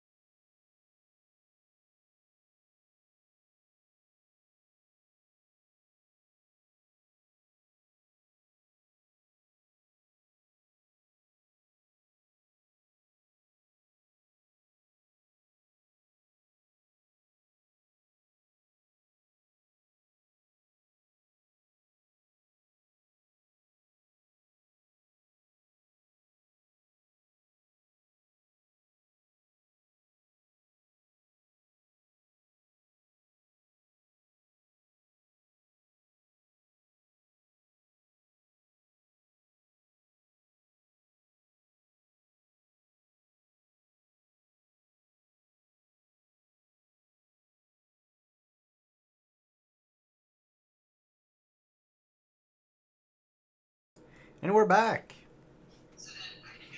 Hello, everyone. All right, so I think as we come back, we fade in to the four of you on the road around these kobold bodies. A few of them are still smoldering and burning from fiery hands thrown at them. You can see atop a hill, somewhat in the distance, what must be the palisades of Winterhaven. What do you want to do? Do we see smoke coming from Winterhaven? No. Okay. Well, I reckon we should push on into town, unless we have any qualms about just walking in.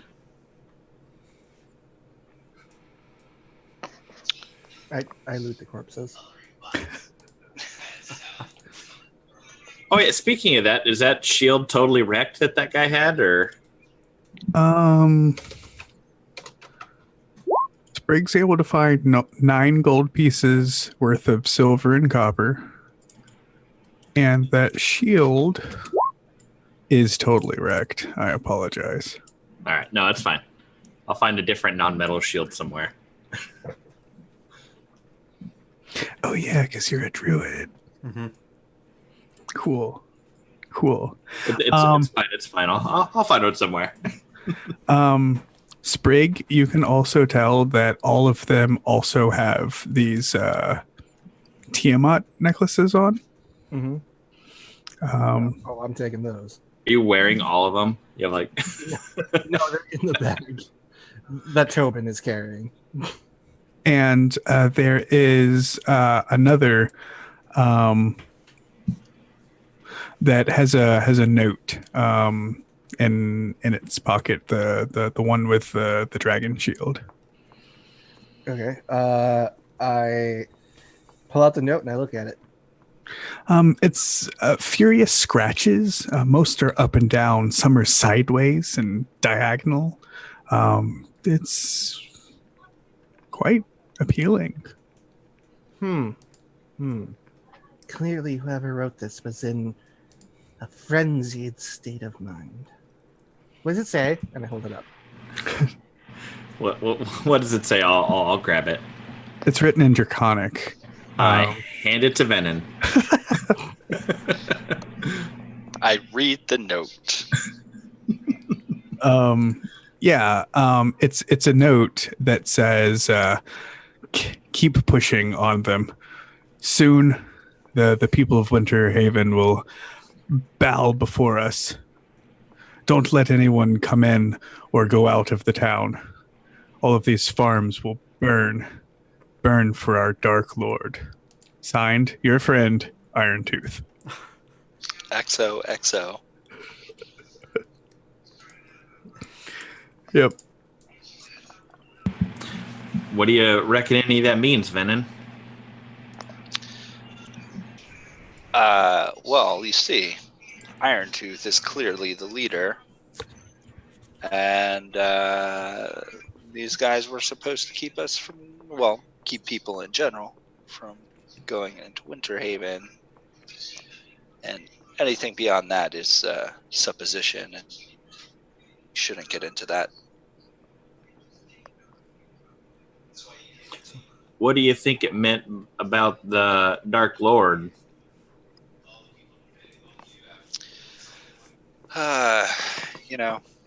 Kobold stuff. Probably a dragon.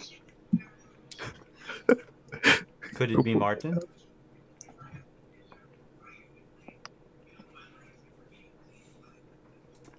You guys still think he's like super evil, huh? No, but I mean, Tobin says, so you mean Martin's a kobold? No, he's... God, your intelligence just keep going lower and lower. Watch and listen, Tobin. Martin doesn't Yes, sir. really strike me as Dark Lord material. I'm not saying that Martin's super evil, just maybe questionable morals. Yeah, but he doesn't strike me as the Dark Lord type. No, that's true. That red wizard could probably. Possibly. Martin's more of a, I don't know. If he were evil, he'd be a sinister creeper, not a Dark Lord. It's true. Now that you mention it, yep. He doesn't really strike me as the type to be into rope play.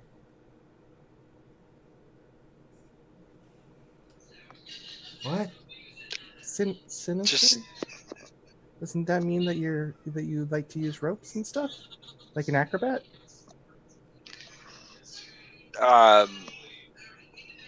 That's what it is. Yes. Rope play is playing Yes. with ropes.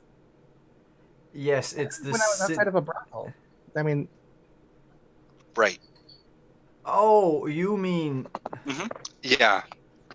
Just it starts Yep. with an S, but it doesn't finish by Inister.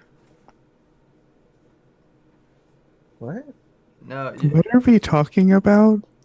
I think he's talking about S&M. Sinister Night You're too Yeah. young for that. Marshes? Sinister machinations. Yeah. Although, what rope play and donut making has to do with anything, I don't know. Me neither. Machination. DM, Yes. Sprig has cast confusion on me. I spit out my drink. I spit out my drink. I got it on the dog. Sorry. Then I think Sprig would get inspiration if they don't already have inspiration. I use it as soon as I get it. So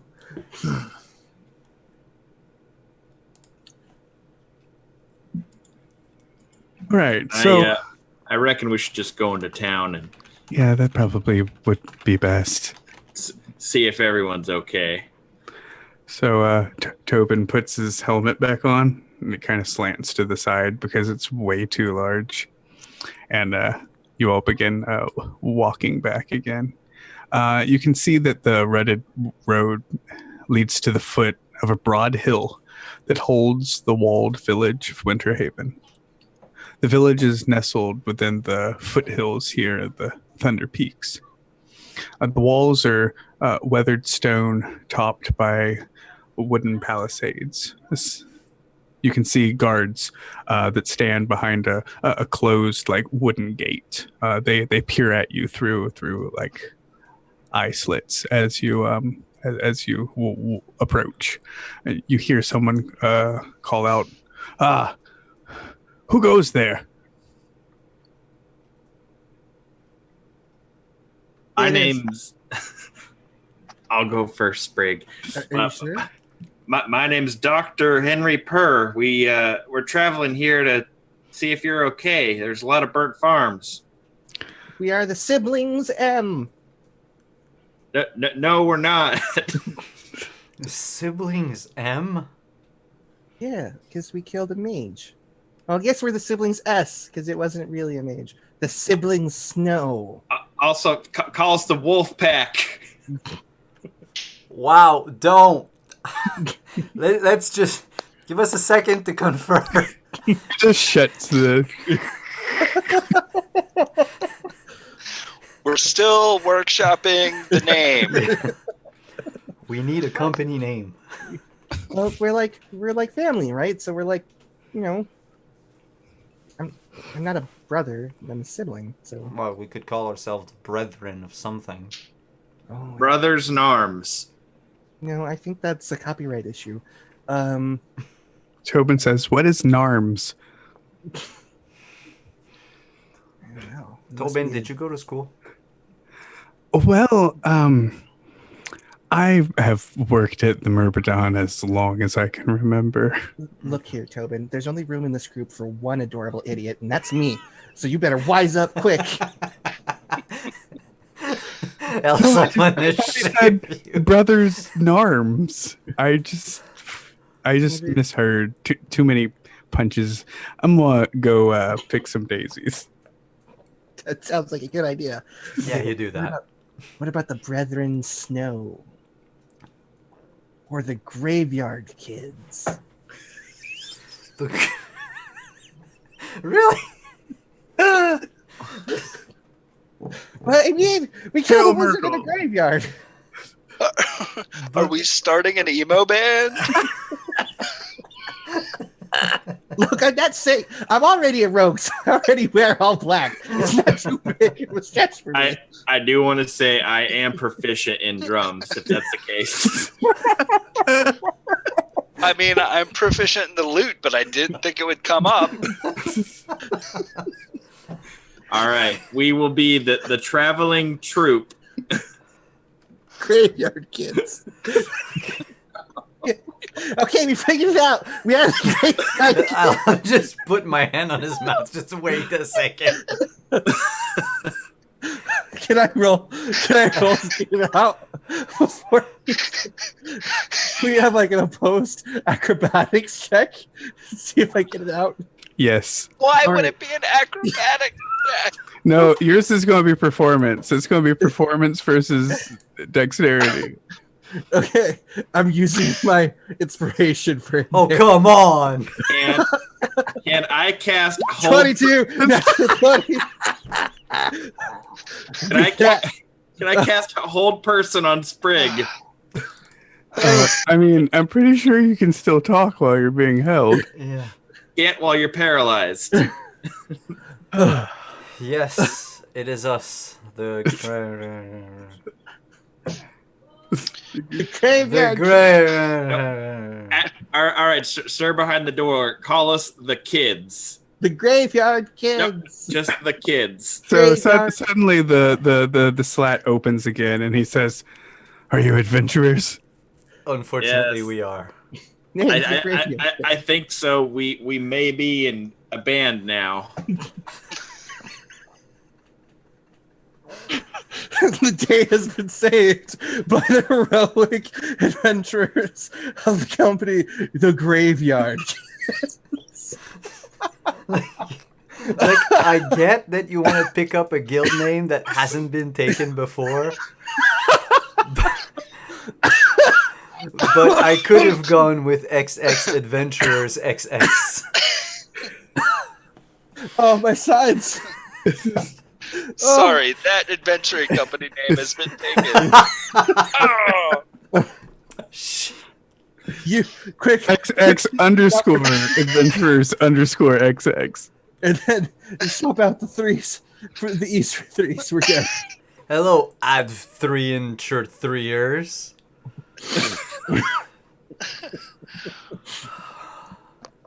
This guard's just staring at all of you. Oh, my Can you face. please just let me in? You can keep them out.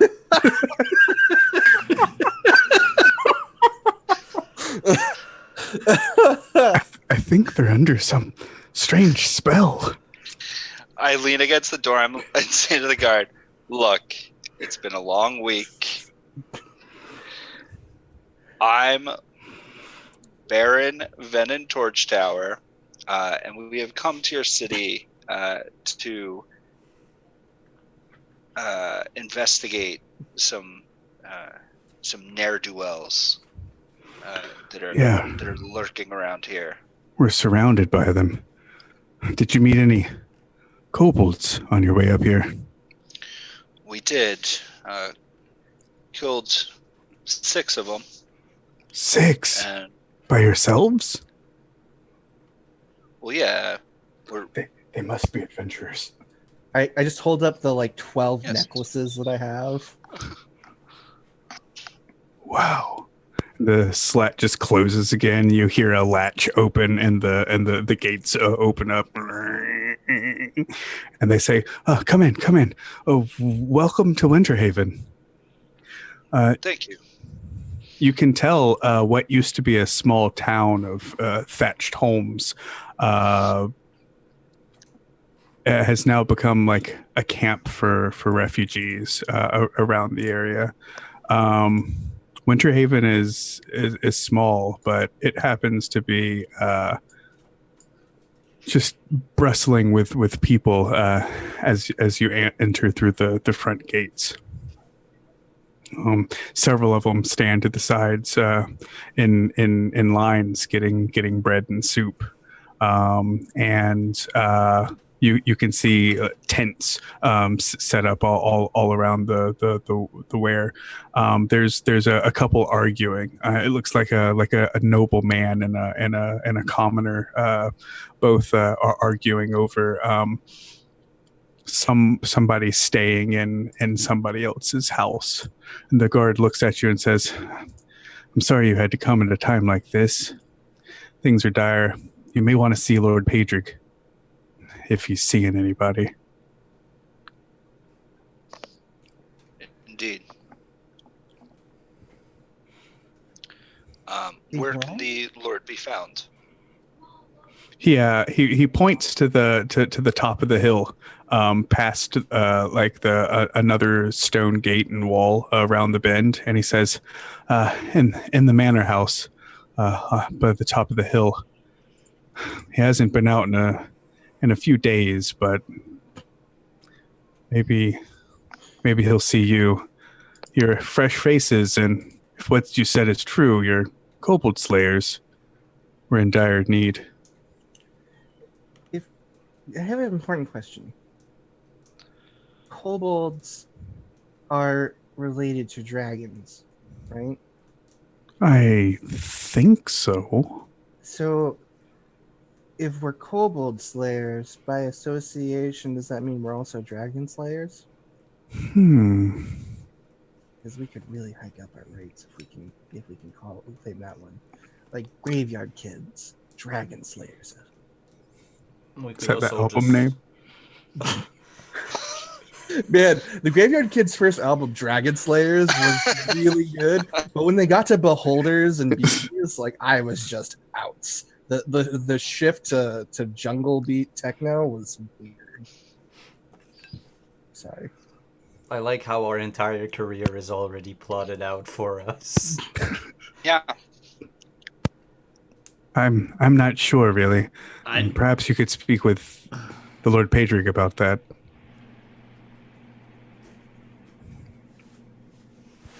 Well, it seems like speaking to the Lord is of the highest priority. He nods and goes back, and they shut and latch the gate again. If you're hungry, there's a meal line. We don't have much left, but we're sharing what we do have. There might be something for sale inside the inn as well, but we don't have much for outsiders. I'm sorry. No, I think that's quite all right. I'll eat my own rations. You guys can keep what you have for now. Yeah. Cool. So yeah, you would make your way up the hill, right? On the opposite side of this front gate that you've just made your way into, is a long house with a thatched roof, and you can see this is where the line has made itself, and you can tell from up on this porch where the people have formed. There's a sign hanging that identifies this as the inn in town. There's a crowd of villagers, of course, gathered here. They all kind of eye you as you pass by. You can continue up the hill and pass various other places. A stable manned by a few guards, and you pass by what used to be some sort of shop, but it looks like the windows have been boarded up recently. Not exactly sure why. You make your way around. a temple and a graveyard that a weeping couple stand at, a freshly dug grave. They're like staring at, and there seems to be a priest that doesn't know quite how to console them. And eventually you come to the inner gate here. It's also closed with an iron like portcullis has been dropped into the dirt ground. And there's 3 guards here. As you approach, they meet you with hands out. They say, "Sorry, no one's going into the inner town." We were told to come here to help deal with the kobold problem. We're here to see Lord Pedrick. Do you have an appointment? Lord Pedrick, he's not seeing anybody. Sure. Say we have an appointment. Graveyard kids don't need an appointment, and I pull out the the 10 necklaces that we have and our adventuring license. Huh. He says as he looks at it all, "Will you make a persuasion test?" Oh crap! Can I help him? Yeah. Oh, Okay. thank God, because I already used inspiration. 12. He looks you all over and he says, "I'll tell the Lord you're here. Stay here." And he turns and he goes through into a gatehouse, and you can see him exit the other side of the gatehouse and walk into this large manor that sits on the hill. You can tell inside the manor is a lot different than on the outside. There's a well manicured lawn and very green bushes and a bright garden. There's some kids that play tag. They seem happy and running around in circles within this area, and the guard disappears into the manor. Can you? Sorry, just a moment. Where is it here? Yeah, can everyone make a perception test for me? Or, I mean, never mind. Venin has a 17 natural. I was going to say my passive 16. Okay. I clicked the button. Sorry. Do I make one as well?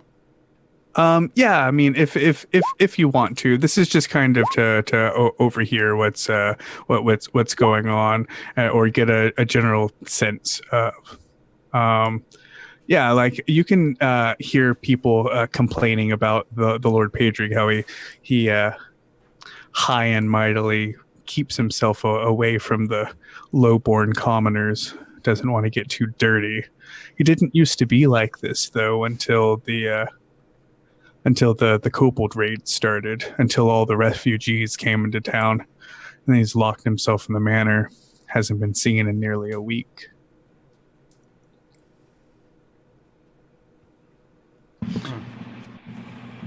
Well, that's oddly peculiar. Think maybe he's dead and they're not telling anybody? Both. There's an older gentleman you're speaking with that gives you this information. He's just walked from the inn, and he says, well, no, we've seen him in the windows, and we suspect him still to be alive, but he used to be a just ruler. Perhaps he can't let his ego let him come out and see us like this. I used to have faith in the man. He's kept us out of trouble before, but now he just stands behind his gate. It's unfortunate. How do you feel about feeding the people, might I ask, good doctor? About feeding them? In which way? Well, Lord Pedrick there has siege supplies. 3-4 months worth of food within the other side of that gate. We're meeting together later to speak about coming together and convincing him to release it to us. If you gain an audience with him, perhaps you'd mention it. I 100% shall, good sir. It doesn't seem right to not share the food with the common folk that he's supposed to be protecting. Agreed. Well, if you need me, I'll be at the inn, having a drink. All right. If we look back, is the guard back or? Yeah, it's about that time. He's coming back around through the gatehouse, and he says, "I'm sorry, Lord Pedrick isn't seeing anybody else for the day. Perhaps if you come back in the morning, he'll see you then." All right, listen here, you. And I get up on my tippy toes. Nobody tells the graveyard kids no. We need to talk to your supervisor, Lord Pedrick, right now. You knew who we worked for back in Suzale. You would be quivering in your boots. So you're from Suzale, the big city. Yes. Well, we here in the hinterlands do things a little differently than they do in the city. And he pops his knuckles. And he says, "I would surely hate if something were to happen to the graveyard kids because they were just kind of butting in." You don't scare me. I've had bigger poops than you before breakfast. So what you're saying is you want a 1v1 match with Bennett. I can take him. No, I don't want anything like that. I want to do my job. I want to feed my kids. And I don't want people like you butting heads against me. Listen, I don't have anything to do with whether this gate opens or not. That's all Lord Pedrick. So do us all a favor. Go get a room at the inn, if there are any, and just come back in the morning, okay? What will change in the morning? We've heard that nobody's talked to this guy in quite some time. Listen, he's in better spirits than he was earlier. I think I can talk him into seeing you in the morning. Or I told him you're adventurers. Can I insight check this guy? Yeah. He's telling the truth. Or Bucko, you stand aside, we kick this gate down, and we go talk to Lord Pedro right now. Unfortunately, I couldn't let you do that. I'm just gonna give him the big old intimidation stink eye. All right, will you make an intimidation check for me? Yes, I can't wait to roll poorly. 26. 2! Please, just leave me alone. It's at this point Reginald pops up on my shoulder and also flexes. Heads up on his side. It's like useless squeaks. Like, all right, the mouse says you live. Just I walk away. Pardon our eccentric friend. I can understand. You've been on the road for a while. Or don't pardon him. Maybe you could lock him up for a night. He chuckles and says, "The jail's already full." All right, we'll try back in the morning. Maybe we'll head down to this inn and see if we have a place to sleep. Thanks for not butting heads. For not making this harder than it had to be. It came close, and I'll nod my head and stroll away. Same. Cool. So when you get to the inn, It seems like it's divided into two separate factions.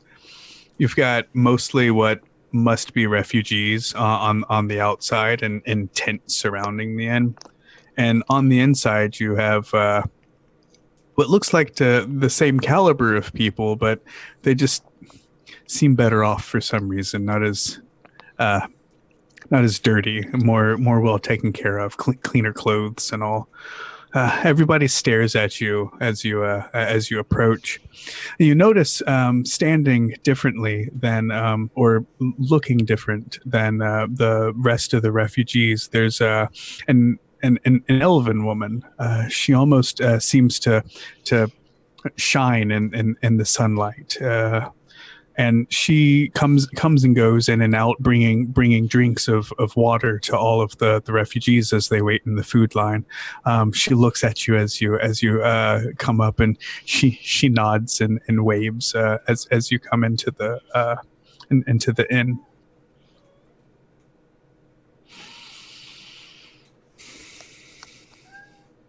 There's all sorts of people in the inn. Almost every table is full here.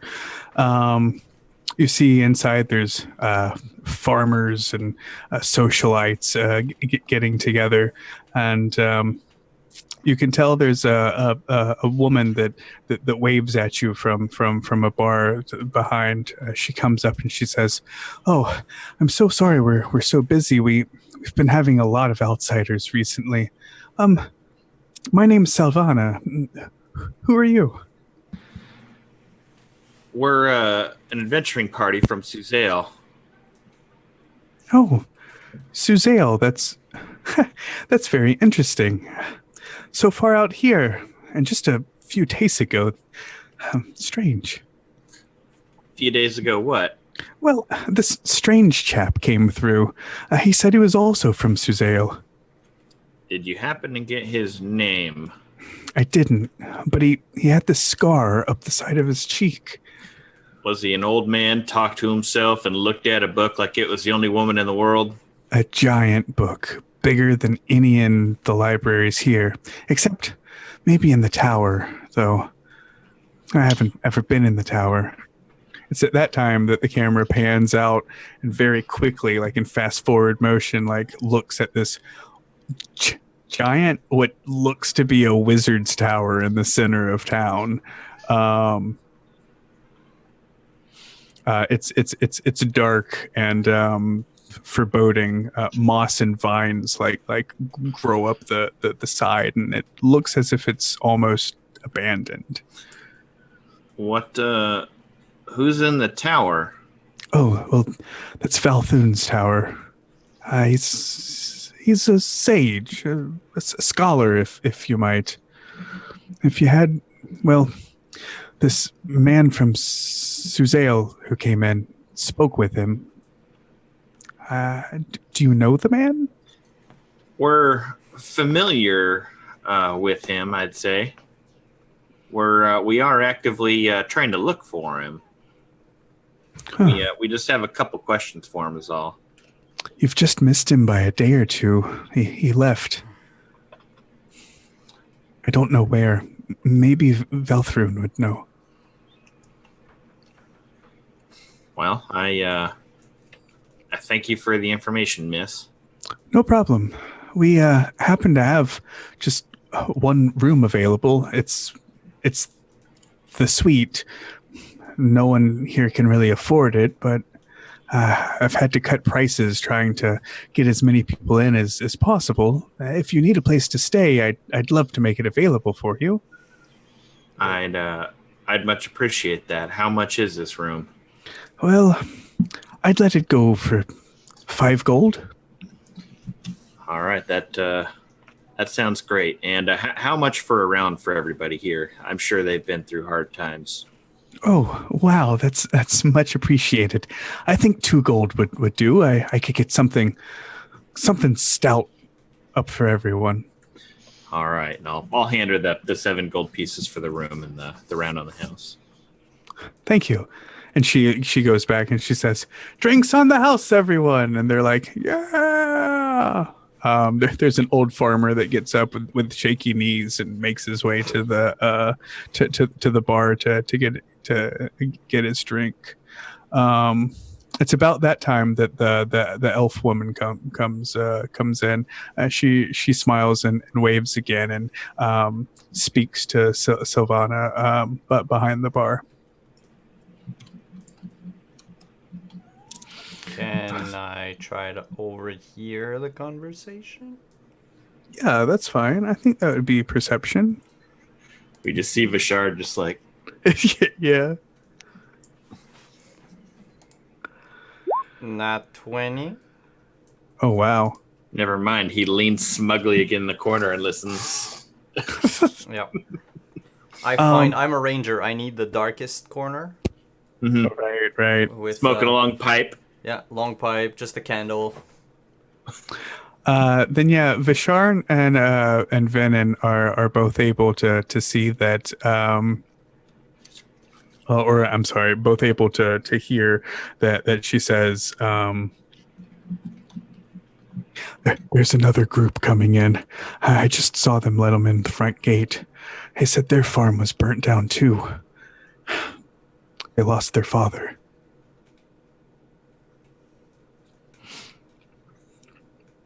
Something's got to be done about these kobolds. I'm going to go demand that Lord Patrick open up those supplies and feed these people. And then, Sylvana is like, no, just be patient. The good Lord Patrick hasn't let us down before. He's got something cooking under his... I just don't know what it is.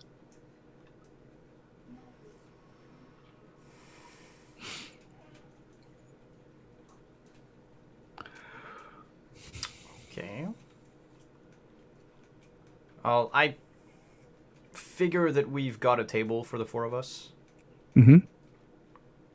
So I'll walk back to the table and let everybody know, in case you haven't heard, that it seems like that their lord has been keeping to themselves quite a lot lately, and that the supplies the Lord Pedrick is keeping in their reserves is more than sorely needed for the people here.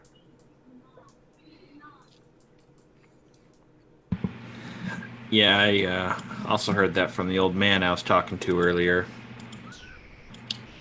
Hopefully we get our meeting in the morning, or this town may revolt against him. I'd be ashamed to see that happen. I mean, I could just sneak us in tonight. Wouldn't it be better to see the Lord when he's in a good mood? Especially if we want to get paid. Right. Money. Yep. It's always about money. Because I figure if we stop the Kobold Menace here, then, they can go back to their farms. It'll take a while for them to rebuild, but they'll be able to sustain themselves in the meantime. It's about that time that on everybody's screen, a new objective pops up in your journals, and it says, "Stop the Kobold Menace." I don't want to be that gnome, but it's kind of not our job right now. Our job is to find Martin and get the stone before him. We're behind him by 2 days. So, and the Lord Thunderbottom is expecting me back in a week. Sprig, do you believe that Martin's evil? Well, I think he's selfish, and I think selfish people sometimes do evil things on accident. Do you think that he means to do evil if he were to get his hands on the stone? Honestly, I think he's kind of too inept to do it, even if he wanted to. But no, I don't think he's trying to hurt anybody. Then No, I'm sorry. Go ahead. Oh, and I think it right now, our time is better spent here trying to help these people. Yeah. Excuse me, says the old farmer you saw. May I ask, were you asking about Martin? I hate to have eavesdropped on your conversation.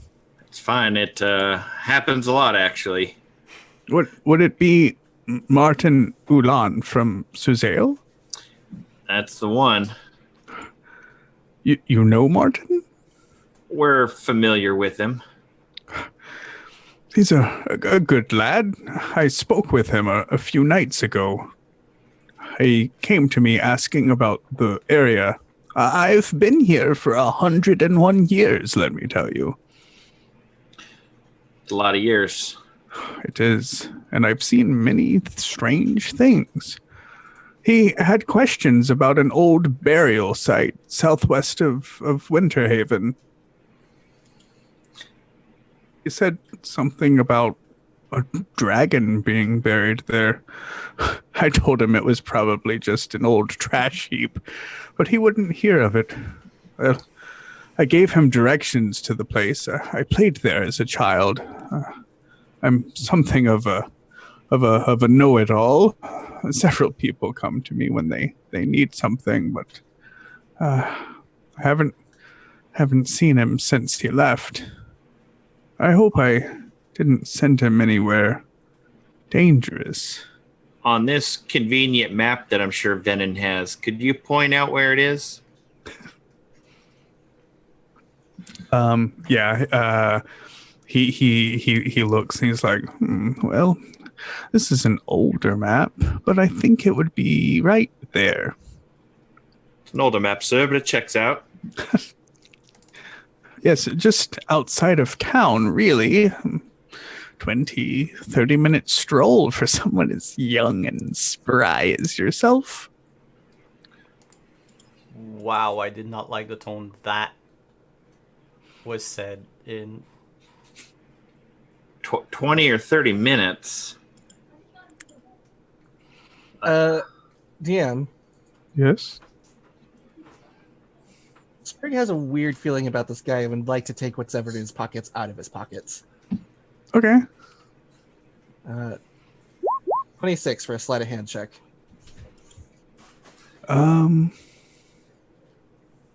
Let me see what he does have in his pockets. See, this is the author's test. Like, what does your character have in their pockets? He has a little bit of lint and a small knife with an antler horned handle. Okay. It's a folding knife.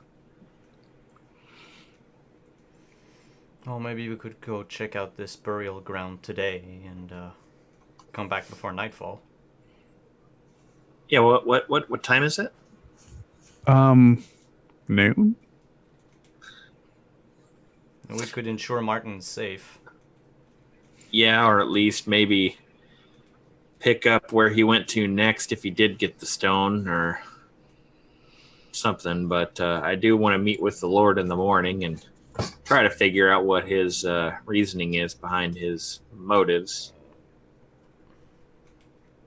Probably also talk to that Valthoon guy in the tower. Yeah, that could also be helpful too, but old sagey wizards tend to give you more questions than answers from my experience. Kind of like Martin. Venom's old and a wizard. He's not cagey. I'm not that old. Venom's like 17. It's like ripped. He's a hard 25. So yeah, where to first? I guess we go to the mound and see if Martin's there. Cool. Yeah, so you have it marked on your map. I think we see you all set off. Can I get a survival check to make your way through the forest? Yeah.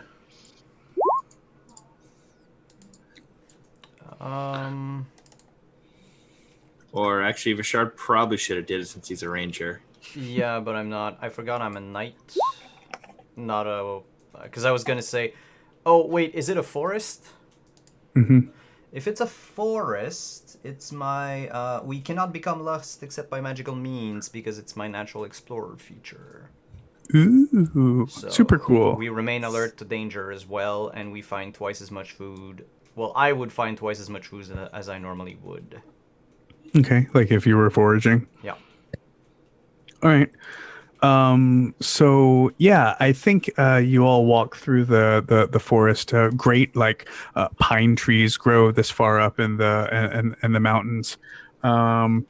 And as you begin to come over a hill, you start to smell like the earthy smell of dirt that's been freshly unearthed, and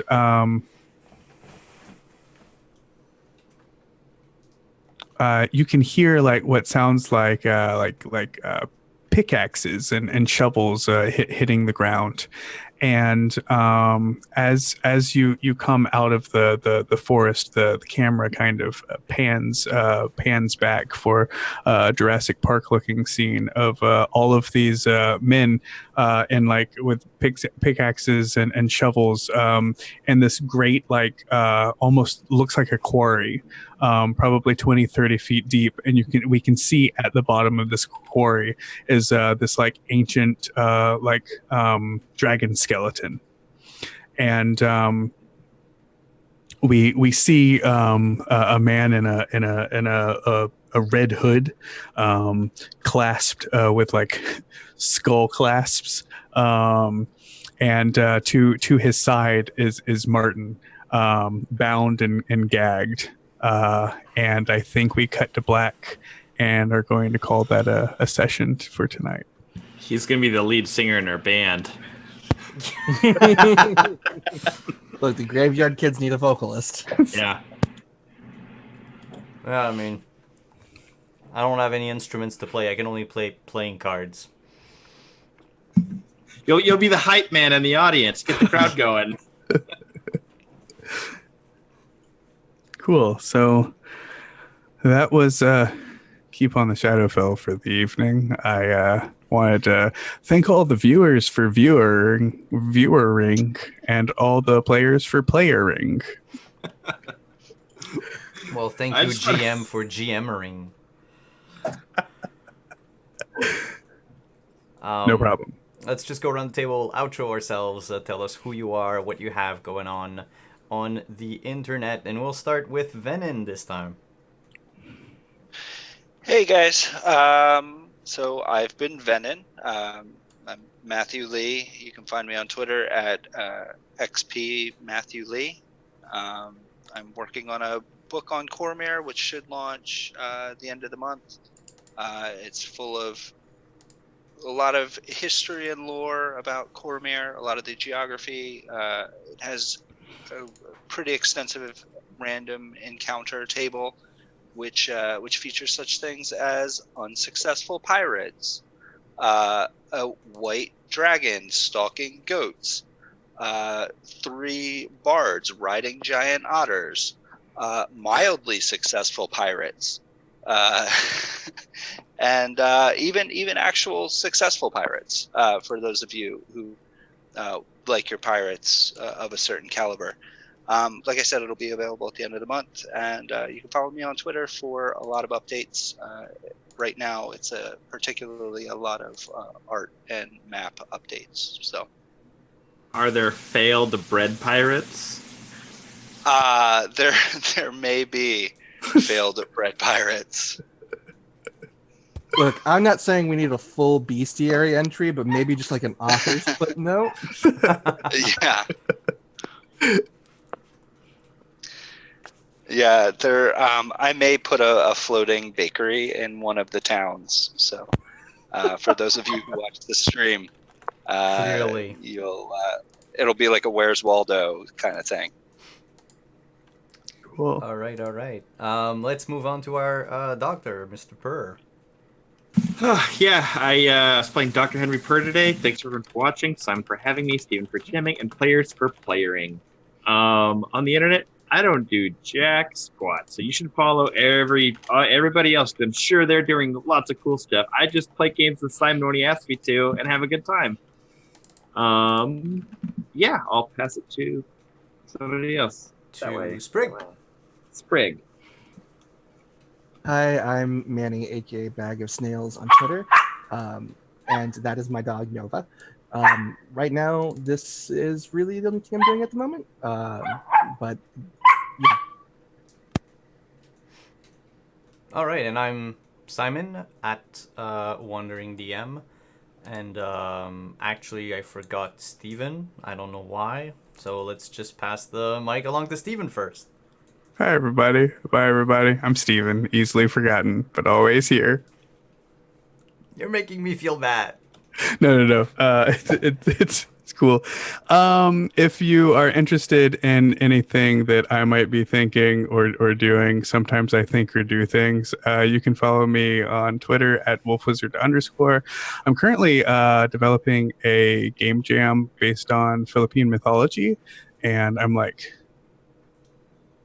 waist deep in it, and like deadlines are approaching, and I'm just like hacking away, and I'm like, I can do this, but I'm real excited about it. I've really pushed myself with like limiting, like it can only be so big, and it can only like do so much, and like this is the first time I've ever had a deadline, but it's cool because that's kind of helped me in ways I didn't expect. So that's super cool. But it's a game about playing like epic tales of fighting giant pigs, or sailing across the sea to see where it meets the sky, and going on epic, great, heroic, poetic adventures, fighting for the things that bond you to the physical world.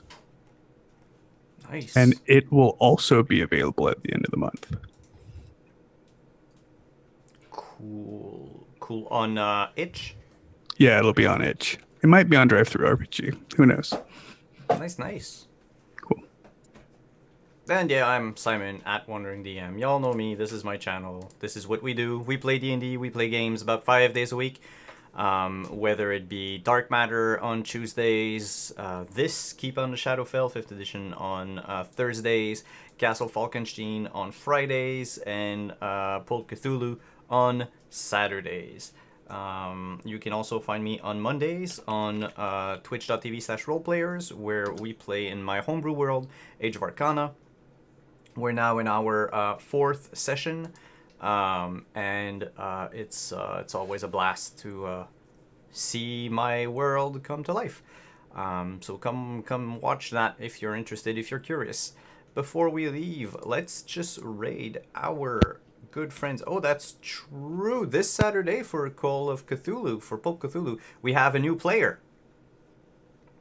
Katie Face is joining the crew and playing Zelda, the mysterious mystery for now, because we don't know anything aside from her name.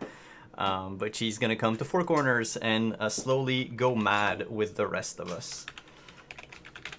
So let's go and raid our friends at Scraticus' Academy. One of the most inclusive and best community out there. And I will see you again, and we will see you again here next week. And I will see you tomorrow. Ciao, everyone. See you, everybody.